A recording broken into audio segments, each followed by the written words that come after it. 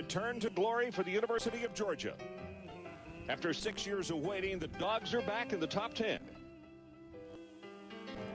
The pride in the red and black hasn't run this high since the days when Vince Dooley was carried to national championship glory. And Herschel Walker ran wild between these very hedges.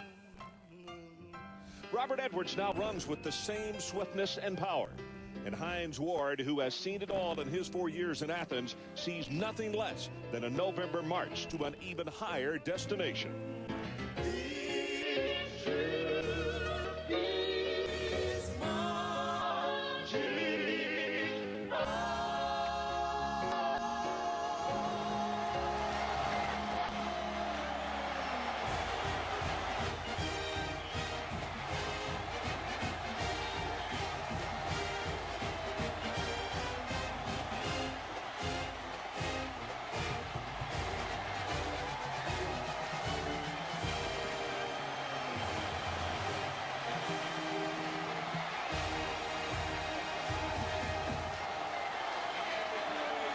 It's the longest running rivalry in the South. It's the meeting between 16th ranked Auburn and the 7th ranked Georgia Bulldogs.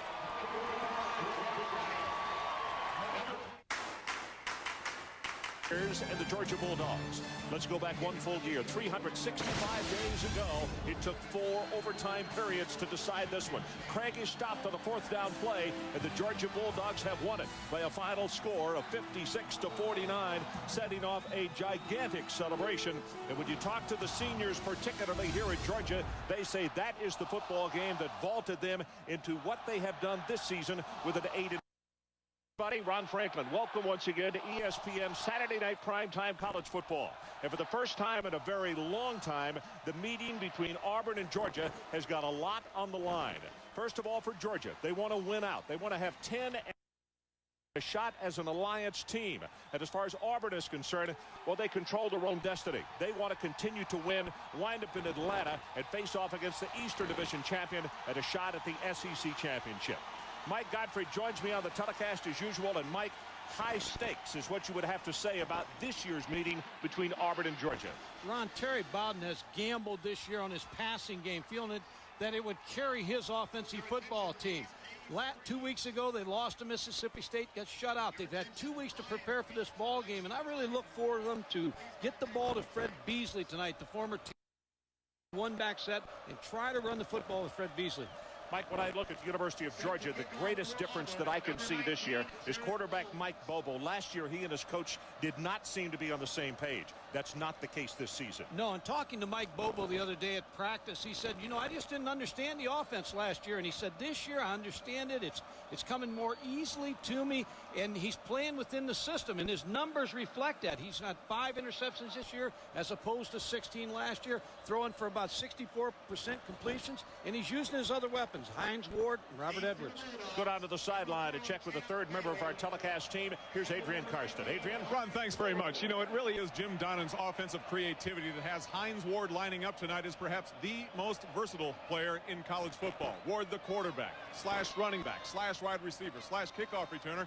He's going to be slashing all over this field tonight. And the ironic thing is, Ron, that he may be most dangerous when he doesn't have the ball in his hands, when he's used as a decoy, because it's then when the defensive eyes of Auburn are on him that they'll throw or pass off to someone else. He's a lot of fun to watch tonight, Ron. Uga. Well, Uga can see his breath tonight. It is very cool. We'll give you those weather conditions in just a moment. Supposed to be down into the 20s by the time this ball game is over tonight, and extremely windy conditions. As Jared Holmes has the ball teed up, and here is the opening kickoff, and this is going to be about 9 yards deep, in fact, out of the back of the end zone, and Georgia will scrimmage at the 20-yard line. So let's take a look at the starters. Mike Bobo, of course, will go at quarterback, and he will have behind him Robert Edwards, the Rocket Man, Patrick Passall, the receiver. Everything, as Adrian said, Corey Allen, an outstanding senior, Larry Brown, the tight end, and up front on the offensive line, well, the bell cow here, Matt Stenchcombe. He was on the right side. They moved him to the left side. Chris Terry also a great job at right tackle. They're going to snap the football, and Auburn having to get set quickly. As the gets a block, Spikes is there, and Kale Spikes will take him down and knock him for a loss on the very first play. And Georgia with a player down at the 24-yard line. And that's Hines Ward, who was injured on the very first play of this football game.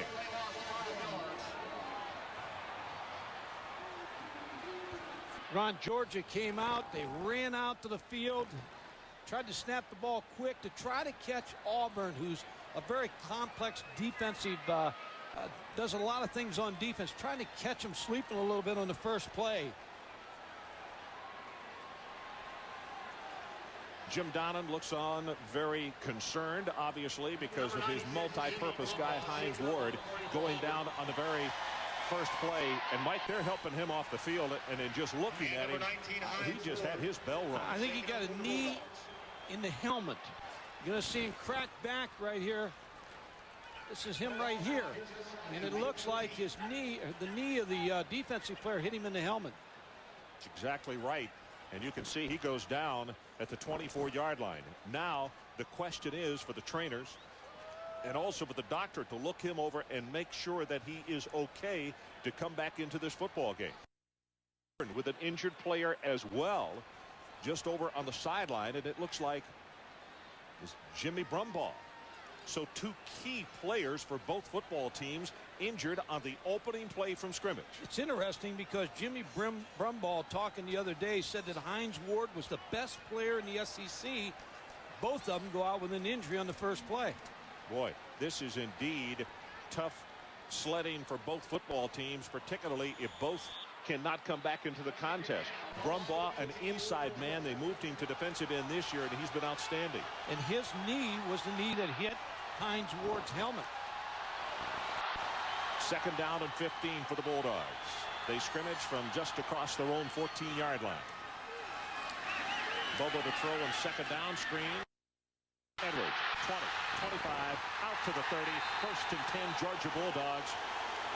When they get him the football in the open field, 18 yards there, and he is as fluid as anyone you'll see in college football. Brumbaugh, Dorsey, and Carson is how they were set to start tonight, and we'll check and see exactly what happens as far as the replacement for him. Reese, Neal, Spikes, and Taylor, very active linebacker group for Auburn. And in the secondary, those corners have been picked on a little bit. Nolan and also Larry Kasher. They've got to step up big tonight. Jeff Dunlap is the man, number 76, who has come in at left defensive end for Brumbaugh. Barely got it away. Edwards at the middle. Has 10. Counted off at 15 yards. They got a spotted officially at 14, but Robert Edwards on back-to-back plays electrifies this crowd, and there was a flag down. And it was thrown at the end of the play. Doyle Jackson, the referee tonight. They're going to pick it up, Ron. We have an inadvertent flag. No flag on the play. Ron, the key for Georgia tonight is to control the safeties. Brad Ware, Rob Pate, or Martavius Houston, who's ever in there. Those two safeties for Auburn will be trying to stop Robert Edwards sneaking up to try to help against the run. You can see Callaway coming up to check on the signal count. He's out front blocking as Edwards puts a head down. He'll be close to the 50-yard line as Ricky Neal, the senior out of Daytona, Florida, comes over to make the tackle. And the numbers on Edwards averaging almost 7 yards a carry. He's been an outstanding tailback here.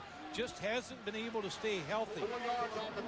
Talking to Jim Donnan the other day, he said it's imperative for Georgia to get off to a quick start tonight. They want to score first, score a couple times, and force Auburn not to run the football and try to throw the football to beat them. 3 carries now for Robert Edwards, 13 yards. Remember, he lost yardage on the first play. But now on the positive side is Bobo with an audible at the line of scrimmage.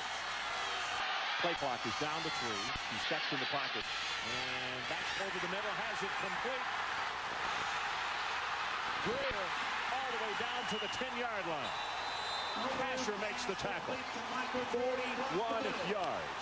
And you see Mike Bobo go right in front of the bench, make the motion of exuberance, because as we talked about it early in this broadcast, he is at home with this system this year. Jim Donnan calls the plays.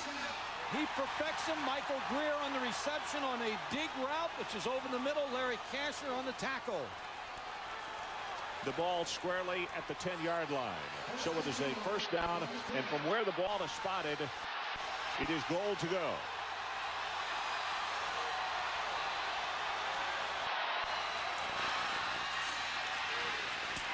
Robert Edwards, 3 yards, and then is upended as Martavius Houston, number 25, comes up out of the secondary to make the hit on him.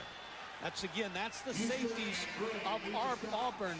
They'll stick their nose right up there to try to get the 7th, 8th guy in the box. And Georgia, with that pass over the middle of Michael Greer, will try to hold them back so that they don't get involved in the running game. A lot of success inside the 20. Almost 78% on the season. Stafford out over the football from the 7.5-yard line. Edwards again, right up the middle, inside the 5, and he's down to the 4. Spikes is there to make the tackle. And a huge down as far as Auburn is concerned, because they can make a big statement if they force them to go for a field goal here. Not a bad sign for Auburn here early in the ball game. Now, this is just the first drive, but Georgia's offensive line knocking the Auburn defensive front off the ball. They are having their way in the running game here on this first drive. And as you can see, averaging over 10 yards per play.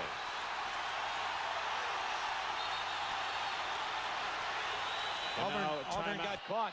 He got caught substituting. So the timeout on the field. Back for this third down play right after this.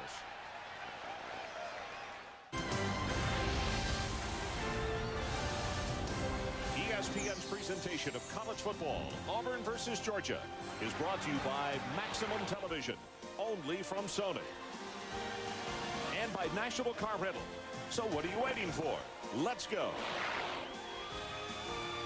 Well, some of the faithful, and I'm in a packed house tonight talking to Tony Barnhart, who's here covering the ball game for the Atlanta Journal-Constitution, of course does work for ESPN, and he said he walked through the school today, the grounds, and talked with some of the tailgaters and everything. He said it hasn't been like this kind of attitude on campus since way back in the early 80s. These folks are really pumped.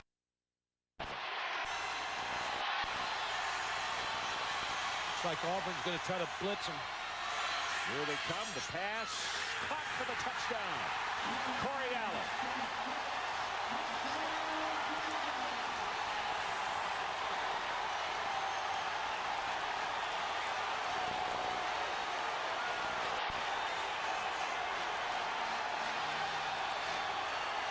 What a dream for Corey Allen. One of the big ovations he received just a moment ago as the seniors were introduced individually before this 80,000-plus throng of folks at Stanford Stadium, and he catches the first touchdown pass of the night. Half Hines with the extra point attempt, he's got it. And with 10 minutes, 50 seconds left to play in the opening quarter, a very convincing opening drive by these Georgia Bulldogs to go on top 7-0. Bobo, fingers high in the air. His club is on top. As you might imagine, the joint is jumping here at Sanford Field between the hedges. 7-0. Georgia took the ball right down the field. And this man here throwing right on rhythm, got it away quickly and hit his man for the touchdown. Well, this is Corey Allen right here. He's going to stick right up the field. Blitz is on. He's against Martavius Houston. Gets a little separation. That ball was zinged right in there by Mike Bobo. This is Mark Johnson to kick off. He is the specialty guy just used as a kickoff man because he's normally as good at getting to the end zone, but he squibs this one. This is Marquise Cooper. Cooper 30, 35, and out to the 37-yard line. And let's check in with Adrian Karsten. Adrian? Ron, right before the commercial break, I was told by the medical staff at Georgia there's a 50-50 chance that Hines Ward is going to be replaced back in this game or will return. That shot that he took to the back of the head by Brumbaugh, who has now left the stadium on a stretcher going into the locker room, left him very unbalanced. The neurosurgeons checked out his mobility, but he was not able to stand up and move around very freely on his own. He can walk around, but he cannot jog and certainly cannot run. So the more time that passes, the better off he will be, but it's a wait-and-see position right now. Okay, Adrian, we'll continue to check in with you on the condition of Hines Ward. And also we'll see what we can find out didn't look good when they rolled him off the field.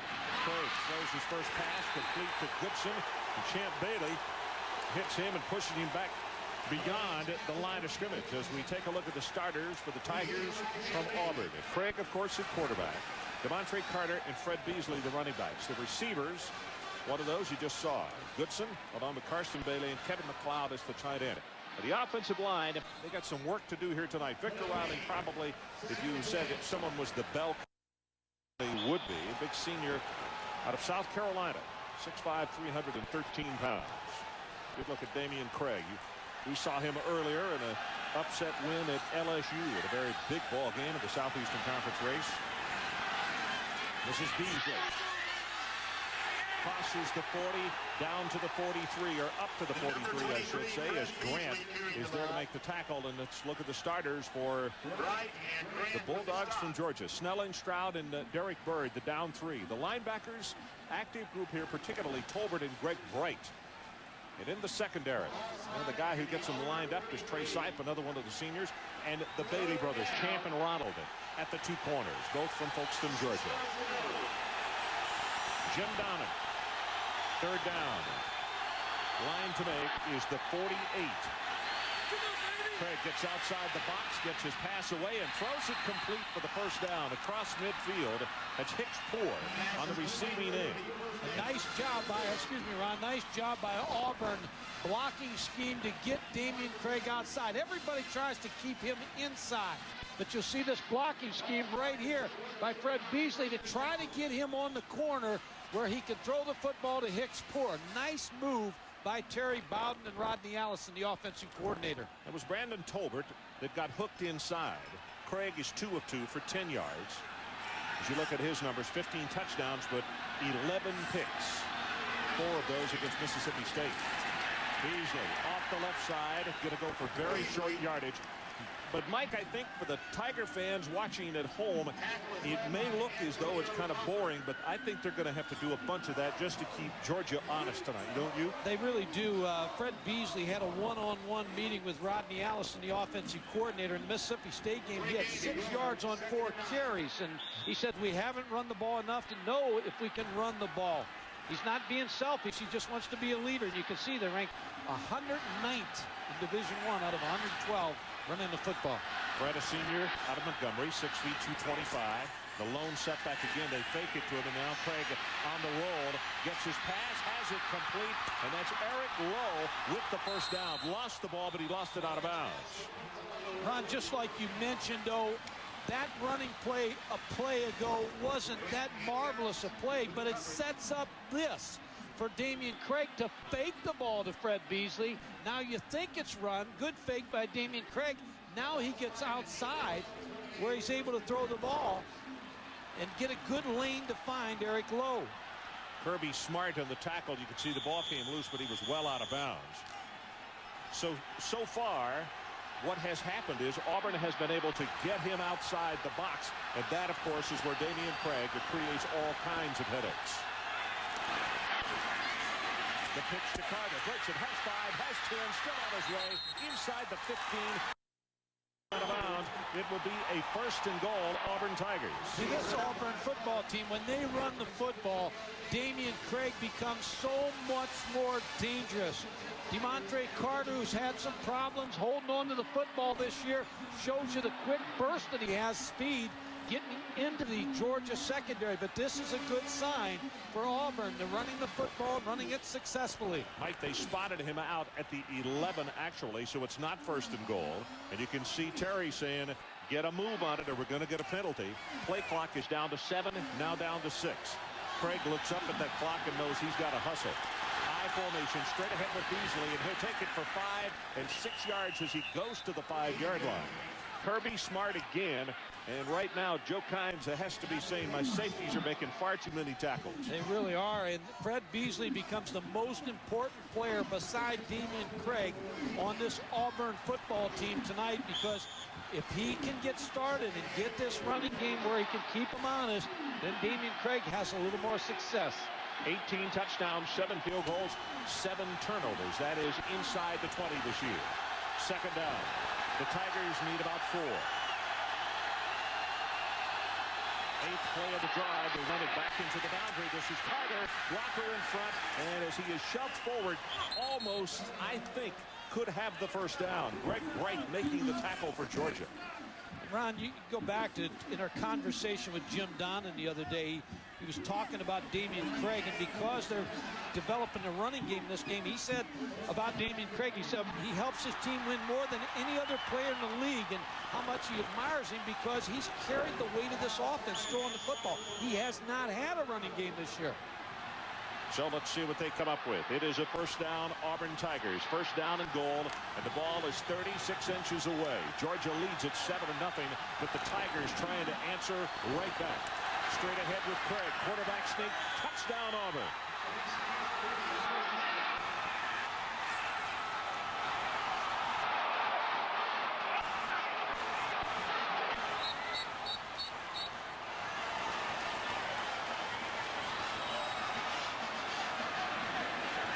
.62-yard drive, and of course it was set up with that outstanding kick return. Markeith Cooper. Markeith Cooper is the man who gave them great field position. Craig led them down there, and the extra point attempt coming up as Jared Holmes tries to make this a 7-7 football game, and he does. So there's a timeout on the field. 6:35 left to play in this opening quarter, and we are tied. Georgia 7 and now Auburn 7. We'll be right back. Coach, got a little gift for you. Look at this drive. 9 plays, 62 yards, 4 minutes and 15 seconds. Yesterday, Terry Bowden said we got to run the ball so Damian doesn't have to shoulder all the pressure. If you see Georgia with long drives, we must answer with the same thing immediately. And they did. Holmes kickoff again. No return. Mike, and let's check in with Mike Tirico. Michael.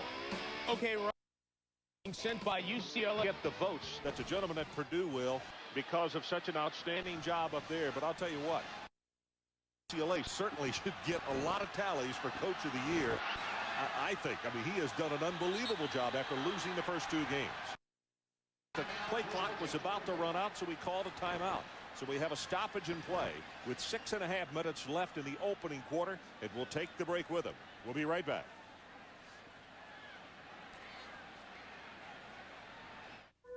At BASF. The locker room requires surgery.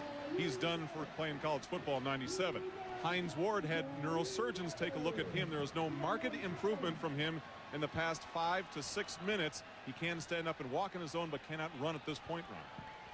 Okay, Adrian, we'll continue to look for updates from you on Hines Ward, and that is truly a tough situation for Jimmy Brumbaugh.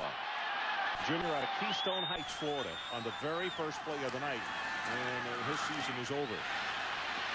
Pass comes over the 20, 23, now the 24-yard line. That's Ricky Neal holding on to him.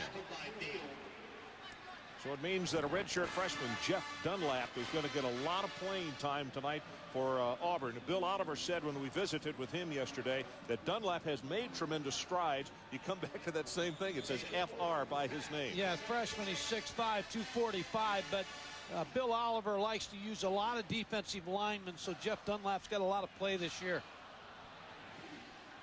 Tied at 7 if you just joined us. We've just gone under 6 minutes to play in this opening quarter. Georgia, their second possession of the night. Pressure on Bobo. Gets by. Then will not get away from Quentin Reese. And the first sack of the night for the Auburn Tigers will knock him down back at the 20-yard line. Auburn sat still on the first drive. Now we're going to try to make some moves. Bringing the outside linebacker, Quentin Reese, number 86. Checking the fullback, Patrick Paston, getting after Mike Bobo. See, Mike Bobo doesn't have a lot of mobility to get away, and a lot of the plans are for Hines Ward to play at quarterback tonight. I started to say, that was my next question to you, Mike. How much of the offensive game plan, if number 19 doesn't come back in, goes out the window this evening? 35-40% of the game plan, because he's involved in that much as a quarterback, wide receiver, motion player. Bobo. Throw in the middle screen intended for Corey Allen, and I think we looked up and saw the pressure from the defense, and he just threw it into the ground. Probably a wise thing, but right now, for such a great opening drive, boy, Georgia seemed to be total out of rhythm on that one. Yeah, give Auburn credit. They did some different things on defense. A little more pressure on Mike Bobo with Quentin Reese, and a few adjustments there by Bill Oliver and the defensive staff. Langley standing back to kick. First punt for either team tonight. Markeith Cooper's back. This is a great coverage kick. Very high. The spiral turns over, and he will fair catch it at the 43-yard line. College football next Saturday on ESPN. Alabama and Auburn in one of the most storied rivalries in all of sports. The Iron Bowl. That's at 7:30 Eastern Time. Then it's followed by Colorado State looking to wrap up the WAC Pacific Division. Hines Ward on the sideline. They continue to visit with him.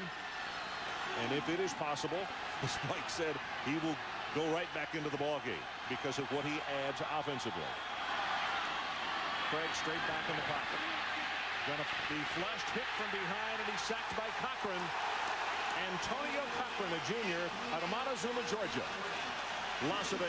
Georgia worked all week. They brought their fastest defensive player up and made him pretend like he was Damian Craig all week. They worked on angles to try to get after Damian Craig, not to let him outside the tackle box. Antonio Cochran with a good tackle. Mike, the kid that they used is a freshman. LeBron Mitchell, who's a quarterback, freshman out of Marietta, and he is very, very quick. And Jim said that's the reason we got him there, so our defense could experience that kind of quickness from a quarterback. Sets the screen. Gets it on the left side. This is Beasley behind a blocker at the 40. And then a nice job by Georgia to make the stop. Glenn Ford, a junior out of Columbus, Georgia, comes over to make the tackle. That'll be a gain of about 8 or 9. You always worry about a team when they lost and they have an open date. When you look at Auburn offensively, they had 1 TD in the last 11 quarters, 11 turnovers in the last 3 games, 13 sacks in the last 3 games, and it looks like they fine-tuned their offense after the Mississippi State game to increase a little bit. But the sack here puts them in. Third down, the line to make. They need to take it to the Georgia 48-yard line.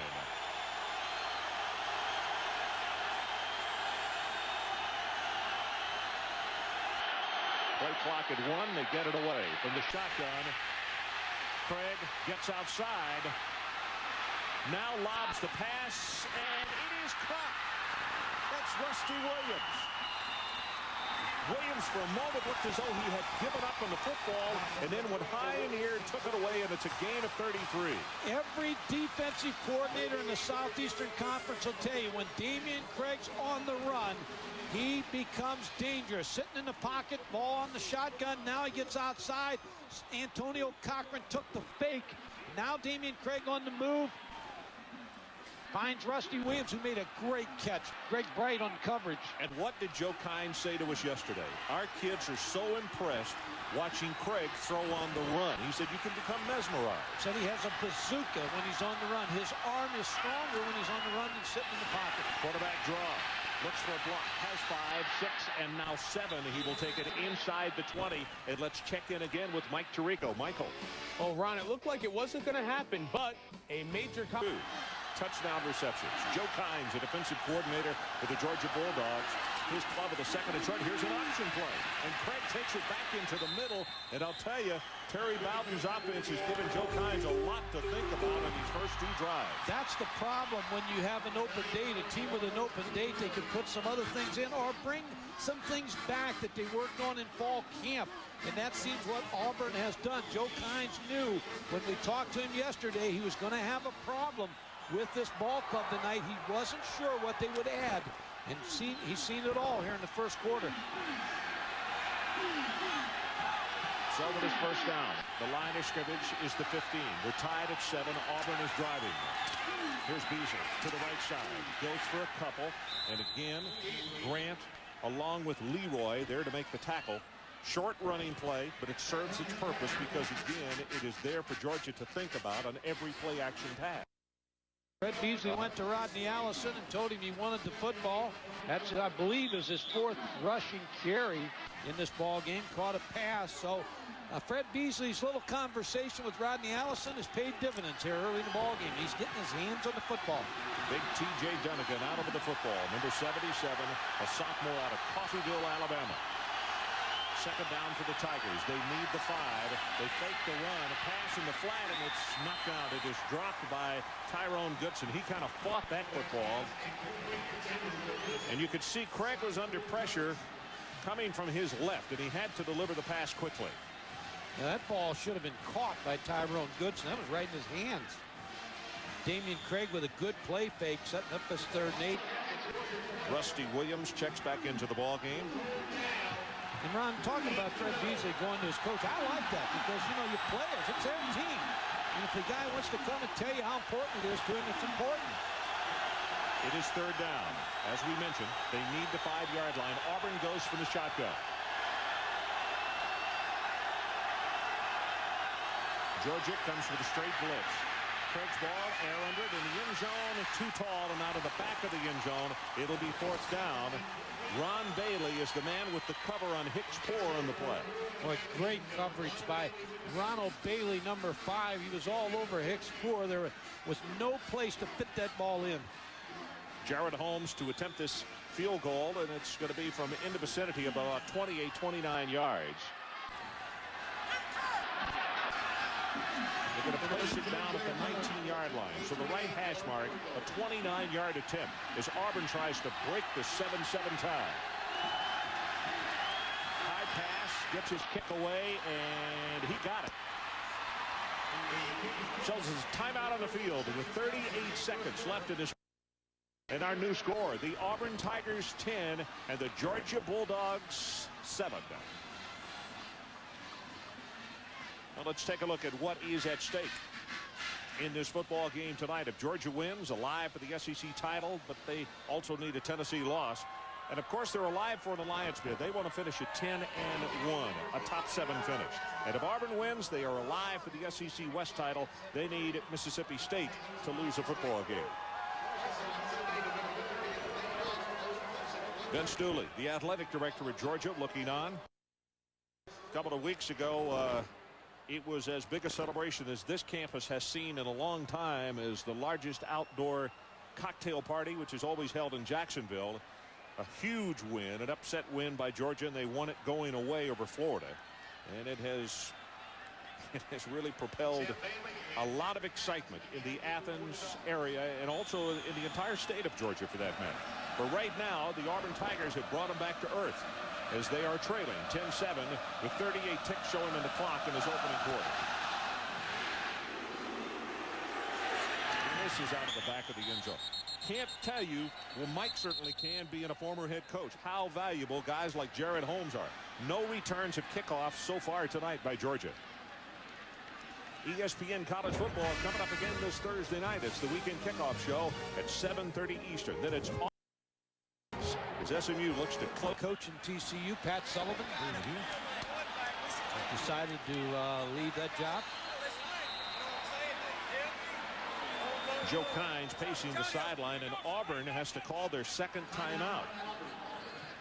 And some of the defensive players looking at each other. Got 11 there. They had 10. Kind of tough to stop that Georgia bunch with 10. So Auburn has only one timeout left as they have had to call 2 in this opening quarter. It's Rob Pate, the freshman out of Birmingham, who went over to the bench. You're talking about Jared Holmes. Anytime your kicker can kick that ball in the end zone and make you start on the 20-yard line and go 80, the old coaching axiom of make them go 80 yards, and they'll make some mistakes along the way if you don't give them a big play.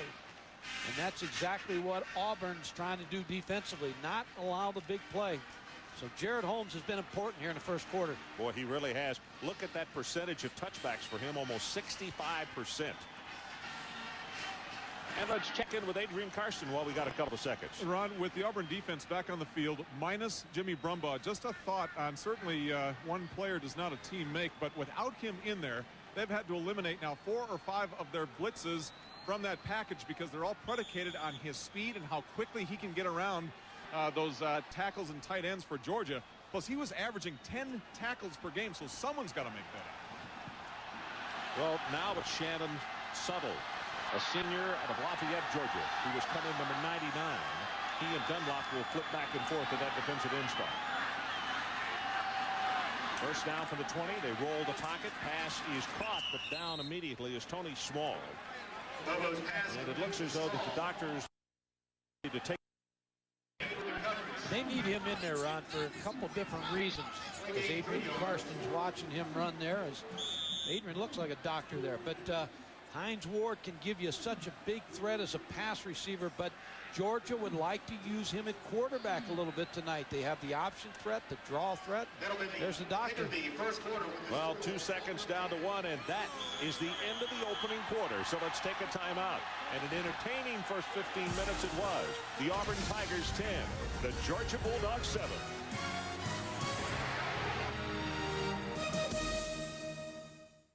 Fans on the sideline here, part of this capacity crowd of 10-7 as we start play in the second quarter. Some of the defensive numbers: Neal for Auburn with 3 tackles in the first quarter. Grant and Tolbert for Georgia with 3 apiece to lead their team.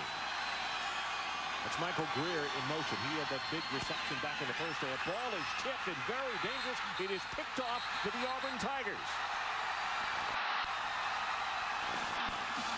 And it looks like Marcus Washington Dunlap came up with the football, and I believe Washington will have to look at the replay. Got a hand on it. Mike Bobo's going to fake, then try to throw the quick screen. Marcus Washington getting his hands on it, and then Ron later, Antoine Nolan, number 13, went right up to Mike Bobo and said something to him. So a lot of jawing going on out there also.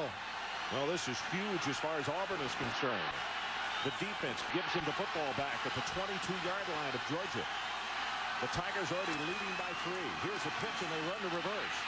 This is Clifton Robinson, and what a play by Derek Bird to upend that. Derek, a senior out of Buck Springs. Looking play there now. I don't know if somebody busted something. They looked like it was going to be a toss sweep to the left. David got busted on it. Clifton got busted. Yeah. Good mix by Auburn tonight. 10 rushing plays, 7 pass. That just sets Damian Craig up a little bit more as we move along in this football game. 10-7. Auburn leads. Second down. There was a loss of 1 on that play. Craig sets in the pocket, drills the pass, has it complete, and that's his tight end Dillard, and he is very close to the first down as they move right into that throng of Auburn fans in the west end zone. Boy, a great throw by Damian Craig out of Blount High School in Mobile, Alabama. He led his team, high school team, to 2 state championships, and he's just a great leader for this Auburn offense. Sets up, finds Tyrone Dillard, number 41, gets his shoulders turned, and up the field, Brandon Tolbert with a tackle. They're going to bring the chains in here, and it gives me an opportunity to explain as you look at the numbers on Craig. 6 of 8, 84 yards. I mentioned just now in the west end zone, Coach Donnan cannot tell his players he wants them to do a good job of running north and south here because you run out of bounds. This field is east and west. It was flipped at a time because of the configuration of where the railroad track was back out over here to the east. Anyway, but they rarely played. They didn't have enough power to move the railroad tracks. Football's big here. Let's move the railroad. About the only thing they haven't moved here.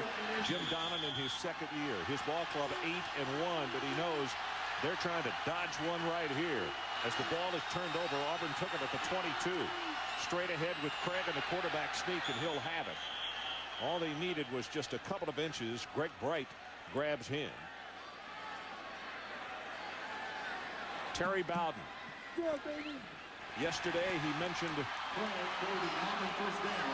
he said, we've had a good 2 weeks of practice. He said it was very tough the first couple of days when we came back after that shutout loss at Mississippi State. But he said, tell you the truth, the past week it's been raining. We've been working out in the mud, and in the mud. They've had fun and couldn't wait to get here between the hedges and take on their arch rival, the Georgia Bulldogs.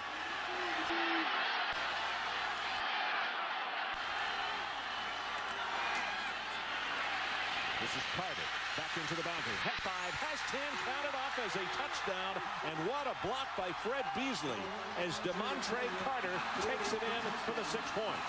Well, Ron, you're right on Fred Beasley. Now, he set this whole thing up because When he made this block, he drove the Georgia defensive back all the way down the field. Let's see if we can pick it up right here. It's going to be on number 5, Ronald Bailey. Look at the depth that he knocks him into the end zone. What a great block by Fred Beasley. You also could see Dunnigan and DeMarcus Curry out front of the play as well. The big offensive lineman. Kick is up. Holmes is good. And right now, the Auburn Tigers are sending a statement to the SEC and also the folks here in Athens, Georgia. 17-7, Auburn on top. We'll be right back.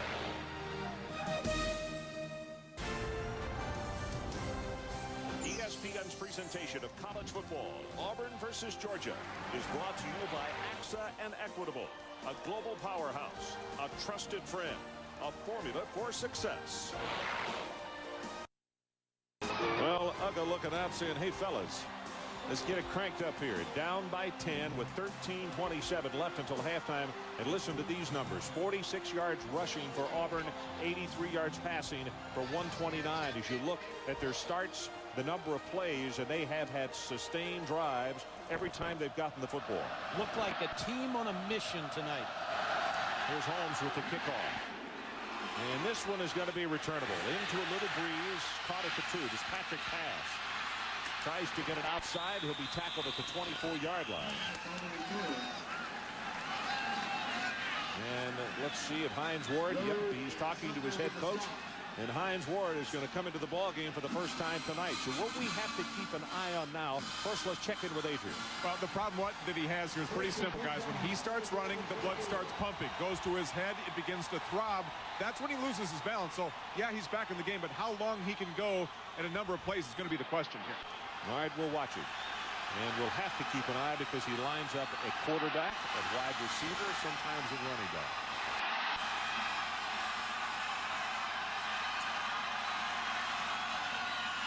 Draw play to Edwards. Boy, he gets whacked at the line of scrimmage. Spikes is right there to nail him. And let's check in again with Mike Tirico. Mike? Ron, near disaster for North Carolina. Final 2 minutes, a punt is blocked. Clemson on 4th down. Brandon Streeter and for Nailon Green. Dre Bly comes up with the interception. So North Carolina will finish second in the ACC. They close with Duke next week. Okay, Mike, that's really an impressive win after the huge mental thing they went through last week against Florida State. Bobo under pressure, and he's going to be sacked. And this time it's Leonardo Carson, and he gets away as the umpire gets decked from behind. As I look down at the number, he got away and went back over the 20-yard line. This pass rush has to be controlled now by one of the ways they like to control the pass rush is put Hines Ward in at quarterback, because then you've got a running threat back there at quarterback position. But I'm not sure with Adrian's report whether he can actually play the quarterback position just yet. Ted Davis is the umpire. Now here is Bobo lined up in the slot. And that's Ward back at quarterback. And he will run the football straight from the snap. You see the pressure and containment on the outside. That is a great job by Larry Casher. And also by the entire Auburn defense. But that's what you try to do when the pass rush becomes too much for you. You insert Hines Ward in at the quarterback position, but it just doesn't look like he could make this decision. Looks like it was a run all the way, and a very good job by Ricky Neal, number 50, of getting up in the field, making Hines Ward make a move early. 3 and out for the Georgia Bulldogs. Off the side of his foot. Very poor kick. Bounds at the 40. Now takes an Auburn bounce, and that thing is going to go dead at the 38-yard line. Boy, when they go bad, they go bad. That is 17 yards in the kick. But we talked about this earlier. When you have an open date, both these teams have an open date. I think it benefits the team that loses because you get a chance to micromanage a little bit and try to find the things that are wrong. Here's the punt off the side of the foot. But if you won, you've got everybody slapping you on the back, telling you how good you are. And it looks like Georgia's just starting a little flat here, even after that great drive they had to start this ball game. They look superb on that opening drive. This is only a 17-yard punt. for the second time in a row. Auburn gets it across midfield. Pass in the flat, got it complete. Picks poor, and going to be close to the first down as Grant is outside to make the tackle on him. No, I talked about this early. Georgia's offensive line dominated the first series, but I can tell you this. Now, Rick Trickett, the offensive line coach for Auburn, whose team has been, the offensive line's kind of been, people have been after them a little bit because they haven't been able to run the ball. You talk about taking over a game now. This offensive line is not letting anybody to damage up the running game. They are doing a super job for Terry Bowden. 17-10, Auburn leads it. As you see, just under 11 minutes to play in the opening half. And Georgia trying to close the door right here. Running play, Beasley gets to the outside, has 5, stiff arm, has 10, he's loose. Cochran saved a touchdown, and the stiff arm by Fred Beasley. He just knocked the guy out of the way, and all of a sudden, the Tigers with a 1st and goal inside the 10. Yeah, Ron, if I was Fred Beasley, I'd meet with Rodney Allison, the offensive coordinator, every week, because if you're going to have these kind of results, he just runs past Kirby Smart, the safety, who had the draw. And now look at the strength as he goes up the football field, finally tackled by Antonio Cochran. But Fred Beasley is off and running in this football game. That's want to. You could see that lean. 5 carries, 30 yards for him. 1st and goal. The ball just inside the 10. They pitch it back to Carter, and he turns the corner at the 5-yard line. Is knocked out of bounds by Bright. Pulled DeMarcus Curry, number 69 again. Fred Beasley and DeMarcus Curry leading in there. When you look at DeMarcus, when he gets around that corner, he is a sight to be seen. Mike answers something for all of us. They keep running into, and obviously it's been good for them. What are they seeing there? One less player by Georgia. They get the strong safety to the field, so you got one less player. What Georgia's counting on is that sideline to be a player for them. Carter, 4 carries, 36 yards, and a touchdown. 2nd and goal. They give it to the Beasley straight ahead at the 2, at the 1. Touchdown, Auburn Tigers. Ron, they are demolishing Georgia at the line of scrimmage. Fred Beasley has come to play tonight. Derek Bird, the injured Georgia players. You look at Beasley. And Mike, I used the term just a while ago of Beasley was not going to be kept out of the end zone on that last run of this one either. Well, just think of this, Ron. For the last 2 weeks, everybody's been telling Georgia how good they are after beating Florida. Well, everybody's been telling Auburn how bad they are because they got shut out by Mississippi State. You get tired of hearing it. Fred Beasley showing you, the offensive line showing you that they are tired of hearing how bad they are, and they're going to run the football tonight and put on an offensive exhibition. 2 different schools of thought here on the open date. Jim Donnan knows this game's getting away from him. He's got to find a way to get Hines Ward involved, or get Robert Edwards back running the football, or he's going to get routed here, and it's going to become a track meet. And that's when you start searching. You start searching for something to slow this avalanche down. Jared Holmes trying to make it a 24-7 football game. Good pass. Kick is up, and he's got it. So let's take a break. 10:24 left in this opening half. And the Auburn Tigers stunning the home folks right now with a 17-point lead. For the 3rd straight year now, Burger King will recognize outstanding student athletes through the $1 million Burger King College Football Scholarship Program. Tonight, Burger King students of the game are from Auburn. Quarterback Damian Craig. He is in adult education with a 3.46 grade point average. And from Georgia, junior offensive tackle Matt Stenchcombe, a business major with a 3.94. Damian Craig, one of our students of the game, as you can tell, gets it done on the field as well as off the field. Holmes with the kickoff. This is pass, I should say, at the 1-yard line. And he is going to be stopped short of the 25-yard line. The ball came loose, but the officials say no, the ball was down. Well, I'll tell you what, Jim Donnan, I think, would go into coronary arrest if they turned over the football again this deep. 3 touchdowns tonight, 1 touchdown in the previous 11 quarters, as Mike had made the comment just a moment ago. So that week off, and they used it to very good advantage, or have so far, in the first 20 minutes of this football game.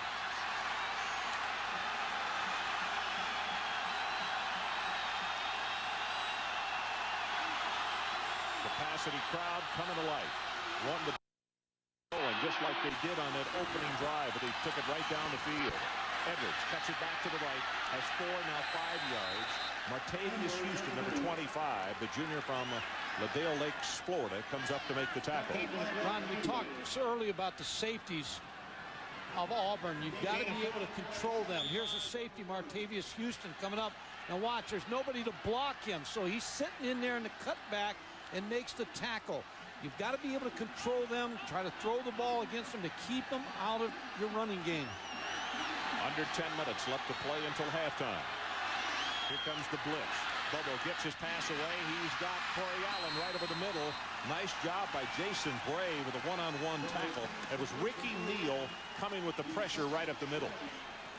Last year, if you remember, Georgia was behind 24-7 in Auburn, so that they started that. And these players know, and Jim Donans reminded them on the sideline, hey, it's early yet.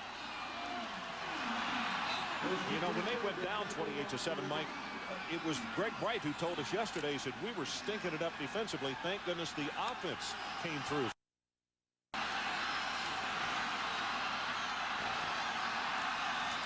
Hines Ward gets the handoff after being in motion, runs back into the boundary. Martavius Houston again is the tackle along with Ricky Neal.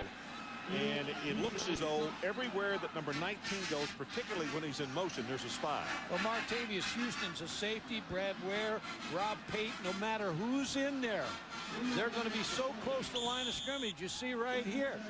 There he is right there, Houston again, to make the play on Hines Ward. Takes the block of Jermaine Wiggins, gets off of it, makes the tackle.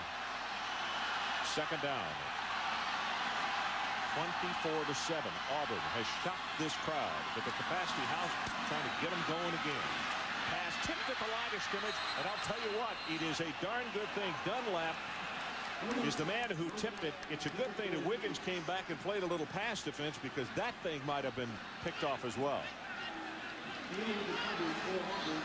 How about Notre Dame today? Going down to LSU, and Bob Davie, that ball club, starting to play. Well, for everybody who's been at the center, and we have said for a long time, we're prejudiced because he's a friend, but Bob Davie's going to be just fine at Notre Dame. He's going to do a great job there. Just needs to get some players. There aren't any players right now. Third down. Line to make is the 45.5-yard line. Here comes the blitz. Bobo sets up, just gets it away, and he's got a man open, but he didn't have time to set up and get it to Tony Small because Brad Ware was all over it. Brought to safety. Brad Ware played man coverage in the secondary. Brad Ware got a hit on Mike Bobo.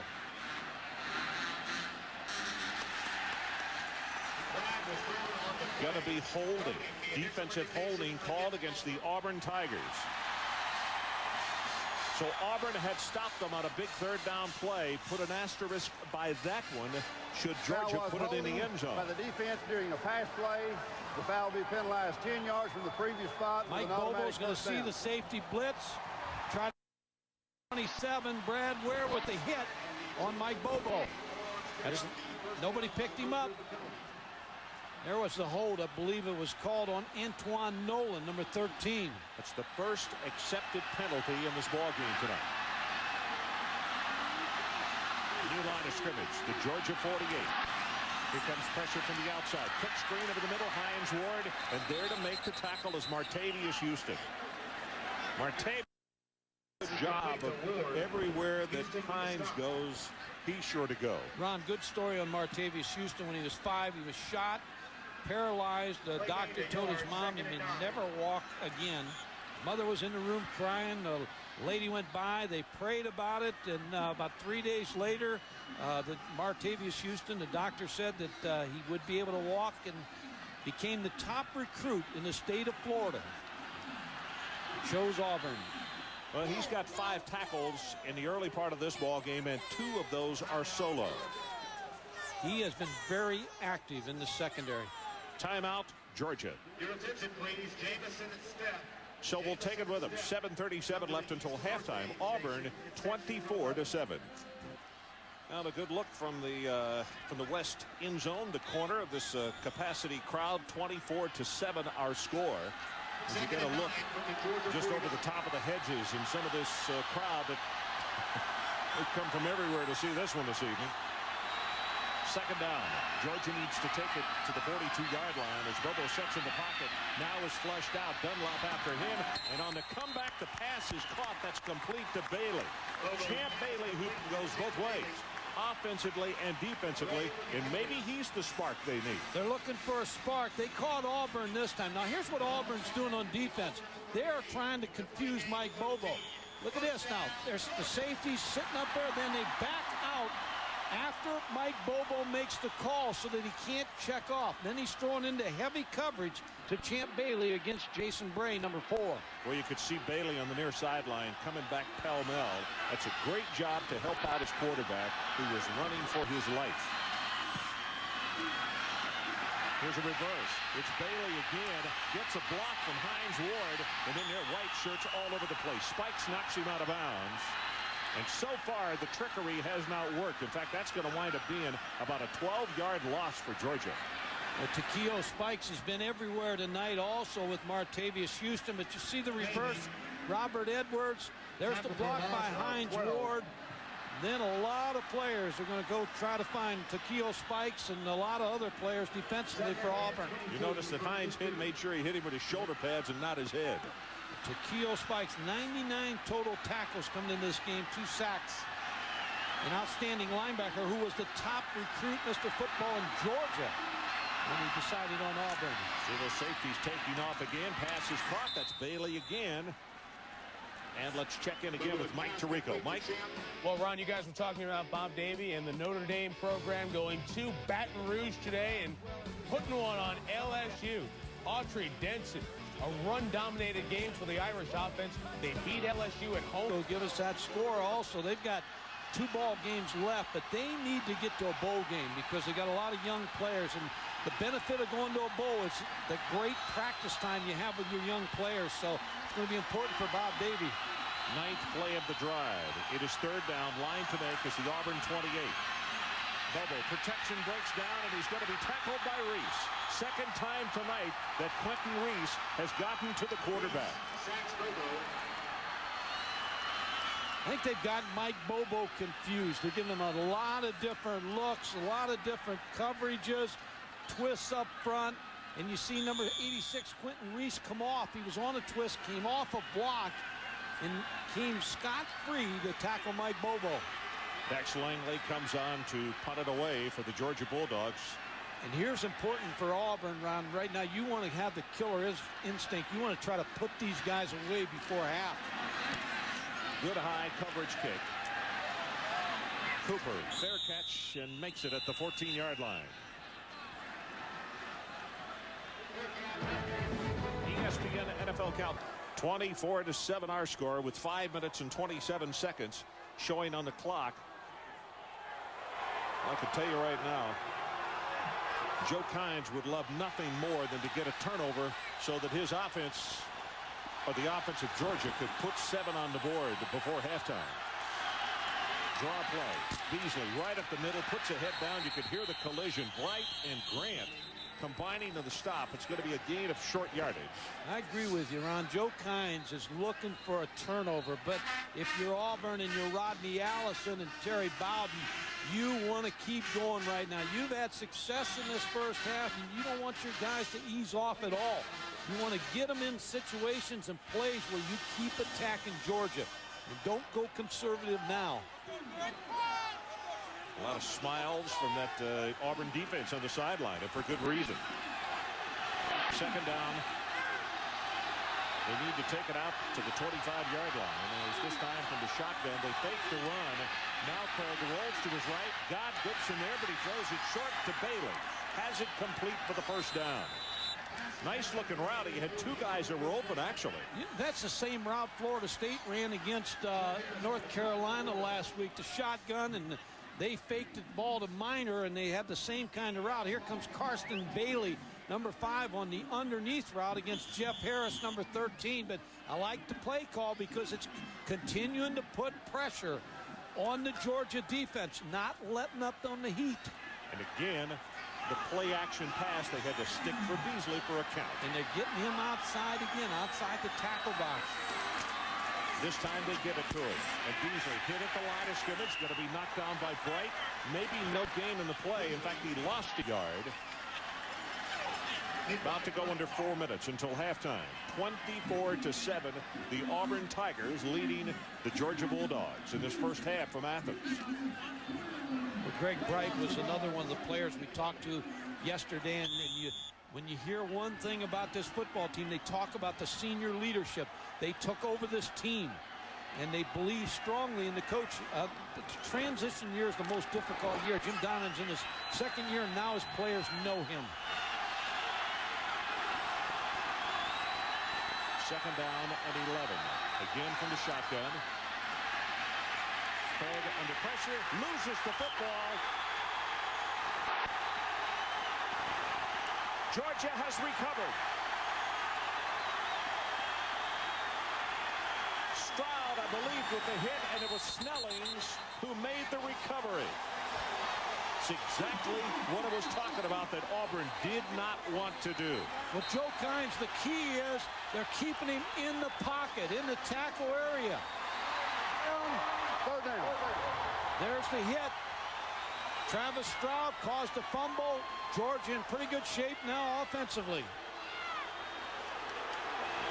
The player Now will rule down. It's third down. Now, Ron, they've taken the football back again.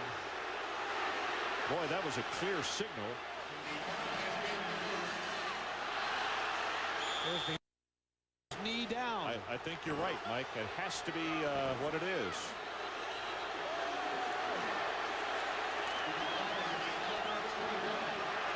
So, no turnover. Third down and many. But right now, Terry Bowden doesn't care. He's still got the football. Beasley with the running play. Has 5, 6, and 7. Going to take it up close to the 30-yard line. And all Auburn wanted right there was, since they dodged a gigantic missile, Well, if a cat has 9 lives, they have an extra one, because that played just a draw to set up the punt, because they feel great about punting this football. Yep, they feel very, very grateful. This is the first punt of the night for the Auburn Tigers at 2 minutes and 37 seconds showing until halftime. Greer is the deep man. Holmes, who is the double duty guy, place kicker as well, stands back to punt. Line drive kick, it's returnable. Greer, 40, 45, 50. Runs it back into the boundary and out of bounds around the 41-yard line.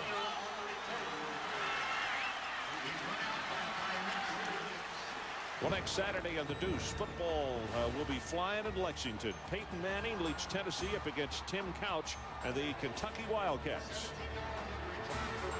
Then at 6 o'clock, ball hopes are still alive as Clemson takes on South Carolina from Columbia. All next Saturday on the Deuce. Ron, it's imperative. 2:16 on the clock. Georgia needs to score here. Need to try to take this game back, and they only have one timeout left. Edwards, right side, going to take it inside the 40 to the 36. And a combination of Houston and Neal on the tackle. And let's check in with Adrian Karsten. Adrian? That play represents a change in the style of running of Robert Edwards here. In the first couple of carries, he was feeling his way through the hole, and that really made the offensive coaches for Georgia angry, because that's the way he was running when he came back from that foot injury originally. Now we see him hitting the hole harder the way they want him to run. Okay, Adrian. Clock running. Under 2 minutes left until halftime. Bobo sets in the pocket, pressure from the outside. That's Quentin Reese, throws it back to nobody, and Takeo Spikes is saying, hey, it's grounding. The official said, nope, that's somebody in the area. If this was the ACC, there'd have been a grounding on that night we were there, but the only player I saw there was number 79, Matt Stinchcomb, a tackle. So Auburn wanted that call, didn't get it. I do applaud the officials on the decision that they made. One official thought that was a fumble a while ago, but another felt strongly that he saw the knee down, and it's good when you overrule if you saw something that the other guy didn't see. If he particularly might have. Third down, 1 of 4 and third down conversions tonight. The pass right over the middle is caught by Small. 1st and 10 Georgia. They will set up shop inside the 25. It's good for 14 yards. Well, Mike Bobo threw that ball right on the money. Talked about last year, he had 16 interceptions, 13 touchdowns. This year, 5 interceptions and 12 touchdown passes. Remember, both teams have burned a lot of timeouts in the first half. Georgia only has 1 remaining. From the shotgun, Bobo swings it out. This is Edwards. 25 at the 20, and he'll take it to the 19. Spikes again in the stop. Ray Goff was the head coach here when they switched Robert Edwards from defensive back to running back. First practice, second carry, went off for 50 yards, and Joe Kynes, defensive coordinator, said, "We've seen the end of him." And that's for sure. He will not be back on defense. Bobo gets his pass away. Got it at the 5-yard line. 1st and goal, Georgia. That's Tony Small. Same pass pattern over the middle to Tony Small. Georgia in business.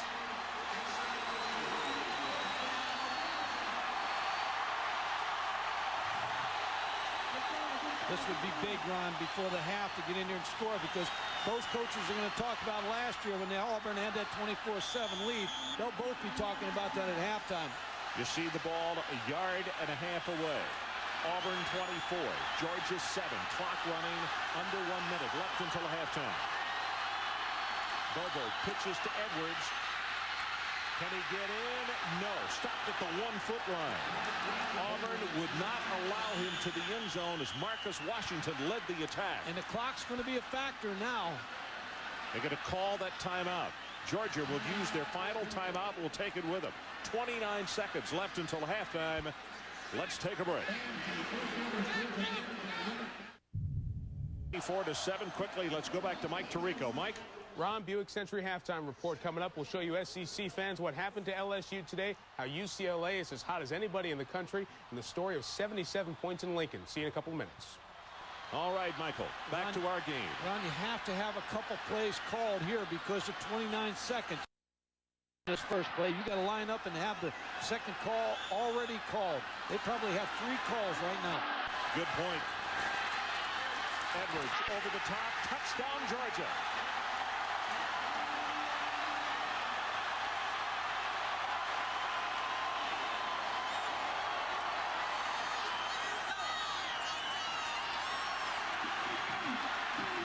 So when you go back and review the situation, Auburn all night long has been really special on special teams, and all of a sudden they kick a line drive kick to Jarrett Holmes. Got a line drive kick away, and it cost them because Greer got it on the run and gave them tremendous field position. With a low punt run, and then Mike Bobo stepped up to the plate. He had 2 excellent pass completions.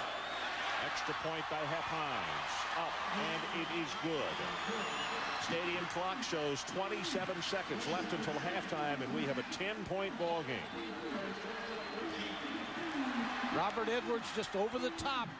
Get him the football, 1.5 yards behind the line of scrimmage, and let him go airborne.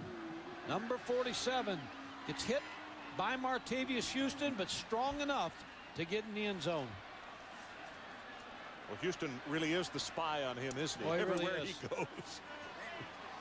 Martavius Houston, Takeo Spikes have had great halves for Auburn on defense. So Georgia turned the tables after getting good field position, which is something that Auburn has had throughout the first half of play for the most part. And as you look at Mark Johnson, the kickoff specialist, a senior out of Columbus, Georgia, and he has a very good percentage as well as far as kicking the ball into the end zone. And now he has the slight breeze behind him. Markeith Cooper is the man back deep for the Auburn Tigers. I don't figure he's going to get to touch it. It should be a squib kick.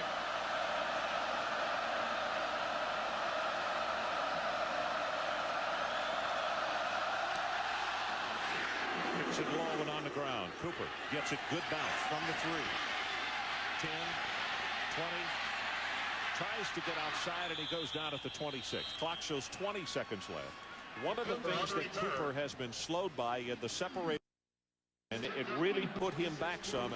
And you could see that time he got what he could, but he also went down. Can't run with the same reckless abandon. Excellent special teams player for Auburn this year. Wouldn't be surprised if Auburn just ran a running play and then headed toward the locker room, not taking a chance on a turnover. I think they're just going to kill the clock, Yep. go in and talk about it. So Craig takes the snap, goes down on one knee, and that's exactly what will happen. They will head to the locker room. So they're standing and cheering here in Athens, Georgia. The Auburn Tiger fans know they got a 10-point bulge. We are at halftime with the score, Auburn 24 and Georgia 14. Now with the Buick Century halftime report. Let's join Mike Tirico. Michael. Well, Ron, closer than it was last year at the half when it was a 28-7 Auburn lead, and we know what happened later on in that game. We welcome you to the Buick Century halftime.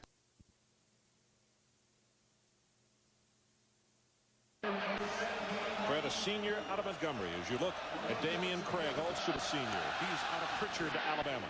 Second half is underway. This is Cooper 3 yards deep, and he will not return it. Auburn's had great field position, Ron, and we've always talked every week about the short field. If you can play on a short field, you can win. And anytime you get the ball inside the 50-yard line, there's a touchdown, there's a touchdown, the 50. And then that's great field position there. And the 2 times they had them backed up, they didn't score. Average field position, 41 yards. So you make them work the length of the field and make the mistake. Well, let's see what adjustments that Joe Kimes and his defensive staff made at halftime.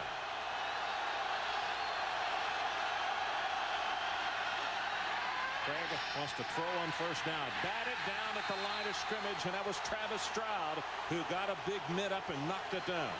And Adrian Karsten, let's check in with you. Ron, right there is a perfect example of the kind of passion I heard coming out of the Georgia locker room at halftime. The seniors stood up and they talked passionately about memories. Remember when we all got together this summer and no one missed a practice? No one had any excuses.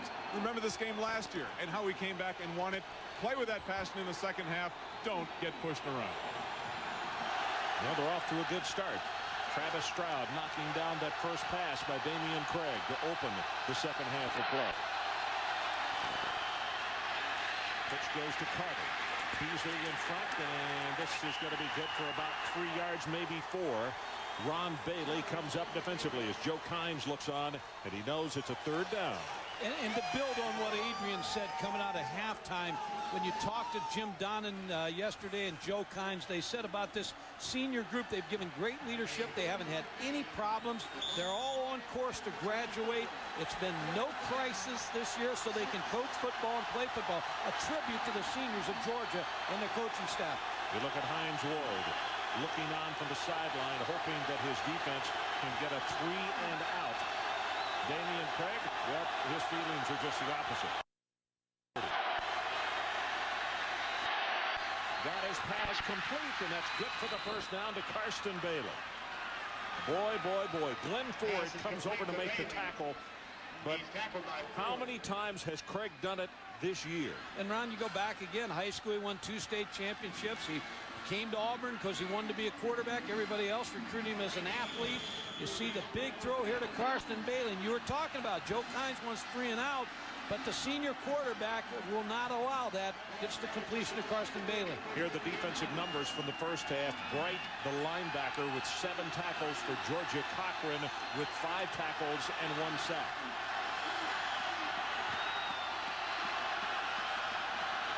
%75%. That's the completion percentage. And that ball is batted down at the line of scrimmage. This time, Marcus Stroud. Ron, you have a better shot of stopping Damian Craig if you keep him right in the pocket. He's 6 foot tall. You see the deflection. Here's where he becomes the problem, because he's going to hit Rusty Williams with a big pass play that set up a score. Here you get him on a draw, you get him pinned in, and then you just need to make the tackle. You get a deflection. Here he threw a nice pass out of the pocket, but you have a better percentage of time. You look at here, 61 yards outside the pocket. on 4 plays. And a timeout called by Auburn with the 2nd down and 10. There is so much noise to their back in here in the stadium. Did not want to make a mistake. So we'll take the break with it. 13:37 left in this 3rd quarter.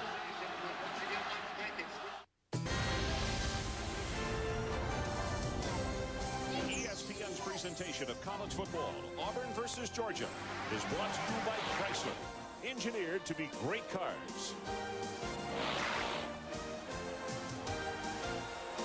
Welcome back to Athens. Ron Franklin, Mike Gottfried, and Adrian Karsten coming to you from between the hedges. Capacity crowd. Well, there were folks all over the place looking for tickets for this one outside the stadium tonight. 24-14. Auburn is shocking them right now. We're early going 3rd quarter if you just joined us. They try to set up the screen pass, and he gets it away. No flag. Now here comes a flag, and they're going to call grounding. Tolbert had a hold of him. This call, crowd induced. Yeah, but it's a good call, though. There's no doubt about this. Now, one of the officials is coming in. Now, maybe they're saying there's somebody close to the. Yeah. And I think it's a good call. Brandon Tolbert was so quick to get to the quarterback. Misses the tackle, misses cutting him. It's Victor Riley, and there's nobody around that football. Well, Rusty Williams downfield a little bit. personally, I think it's a gutsy call. I think, as I said, it was crowd induced. Technically, maybe yeah, but Rusty was close enough. Ron, the one thing Joe Kynes has done in this ball game, and it should show up here, is that this defensive line. He's alternated 6 defensive linemen, and he made the point to us yesterday in a close ball game that he feels like he can get a rush on Damian Craig in the 3rd and late in the 4th quarter because alternating defensive linemen. Now you got a linebacker after Damian Craig on the last play, Brandon Tolbert. It is 3rd down, and they need to take the ball all the way out to the 41-yard line. And if Craig can hear, it would be an amazing thing. They go with the running play, and this is Williams. He takes it out over the 15 to the 17-yard line. Ronald Bailey makes the tackle along with Kirby Smart. And all they were buying right there was just a little more real estate, some room to get the kick away. Now what Jared Holmes does not want to do, and that is kick it into the wind, end over end, rather than getting a coverage kick, a good spiral. And he got just that. Greer all the way back to the 36-yard line. Crosses midfield and is going to wind up with a return of very close to 20 yards in the play. Mike Tirico, let's check with you. Ron, during halftime, we showed you the score of Arizona over Oregon. Here's the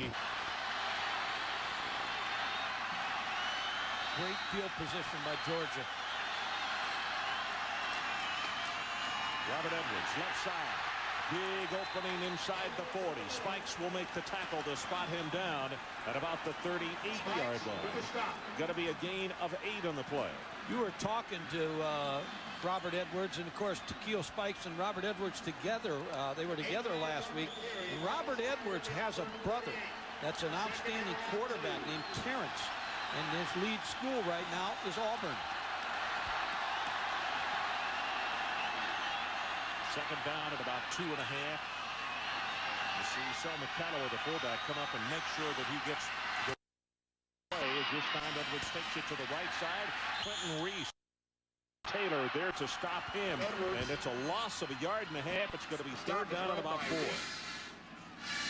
They talk about that conversation, and you ask him about what they talked about. I said, hey, did you talk a lot about the ball game and the possibilities upcoming? He said, no, we didn't do that.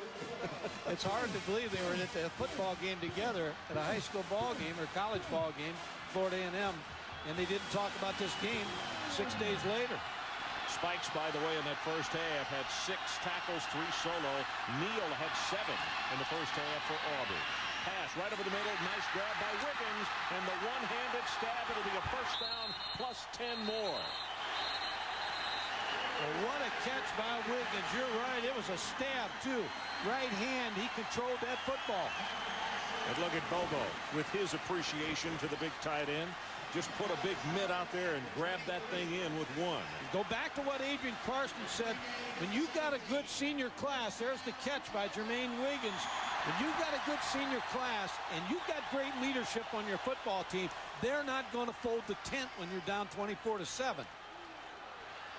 They know how much they've got invested in this program. They do not want to fold it.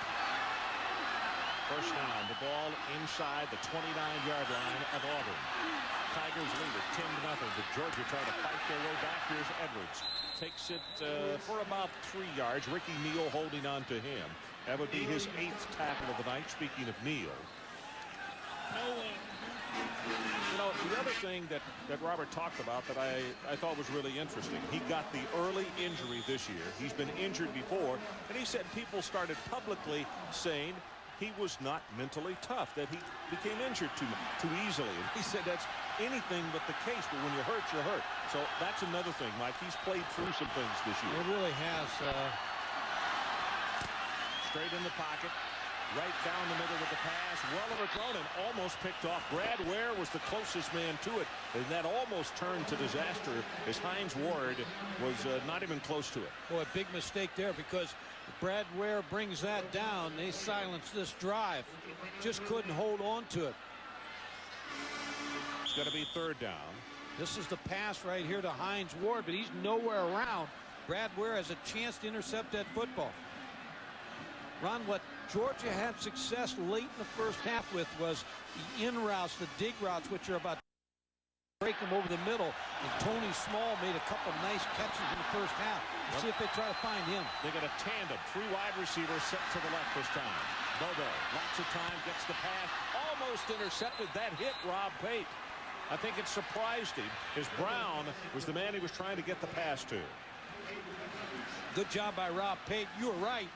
They decided to go to 3 wide receivers side of the field right here and work the tight end back on the backside against Rob Pate. And here he is right here in good coverage on Larry Brown. Mike, they're going to go for the field goal. It will be an attempt of 38 yards. And this is an area that Jim Donnan has not been overly thrilled with, his field goal kicker. Ball is down, and he's not going to be thrilled with this one. That is off to the right and no good. So all of a sudden, that momentum that Georgia was building, they could have cut it to a 7-point game there, and they missed the field goal. Let's take a timeout. 10:02 left to play, 3rd quarter. Auburn continues to lead by 10.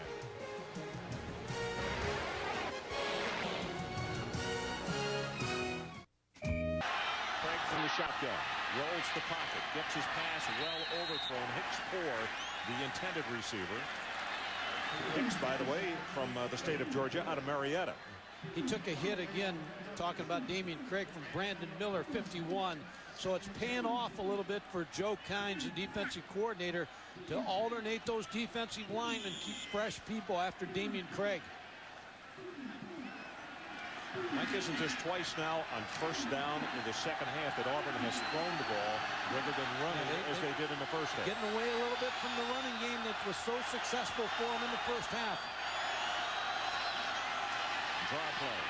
Craig wrapped up by Stroud, gets away, and is going to pick up about 4 more yards. I thought for all the world that Marcus Stroud had him, and Champ Bailey finally comes over to make the tackle.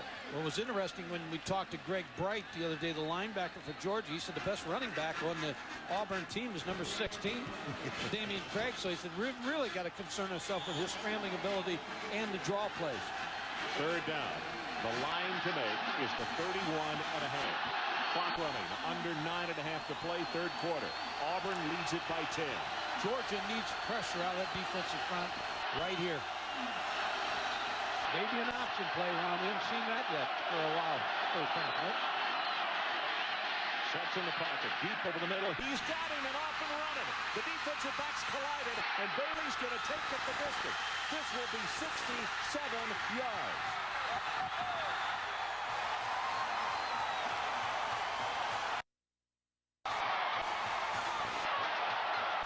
Touchback to Bailey, number 76 yards.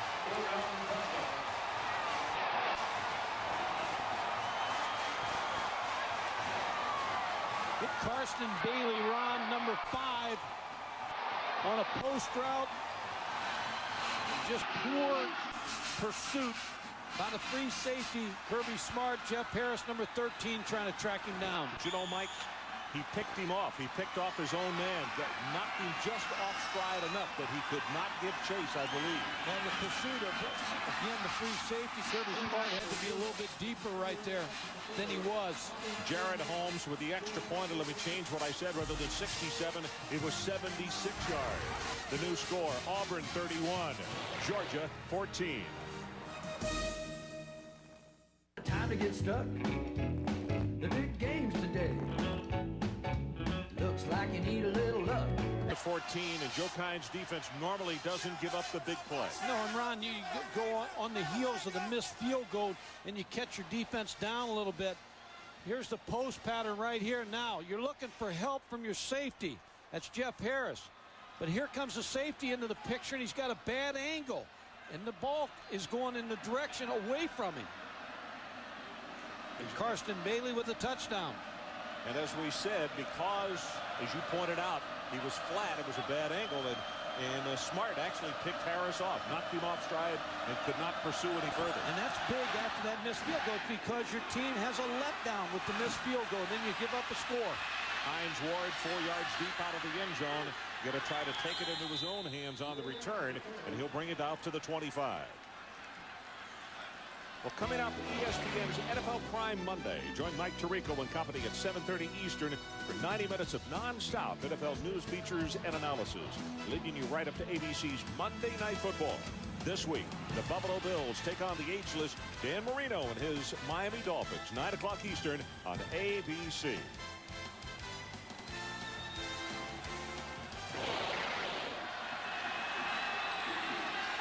Back to a 17-point.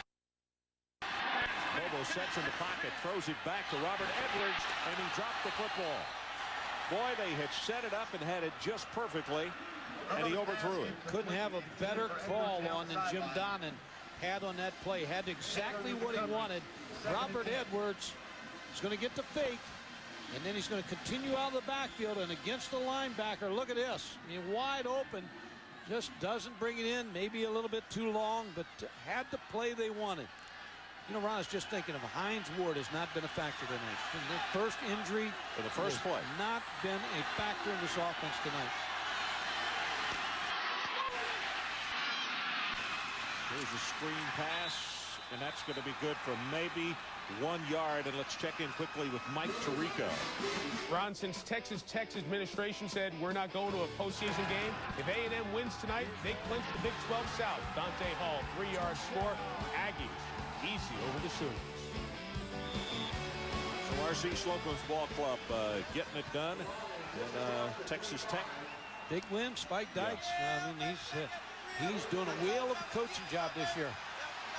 Third down.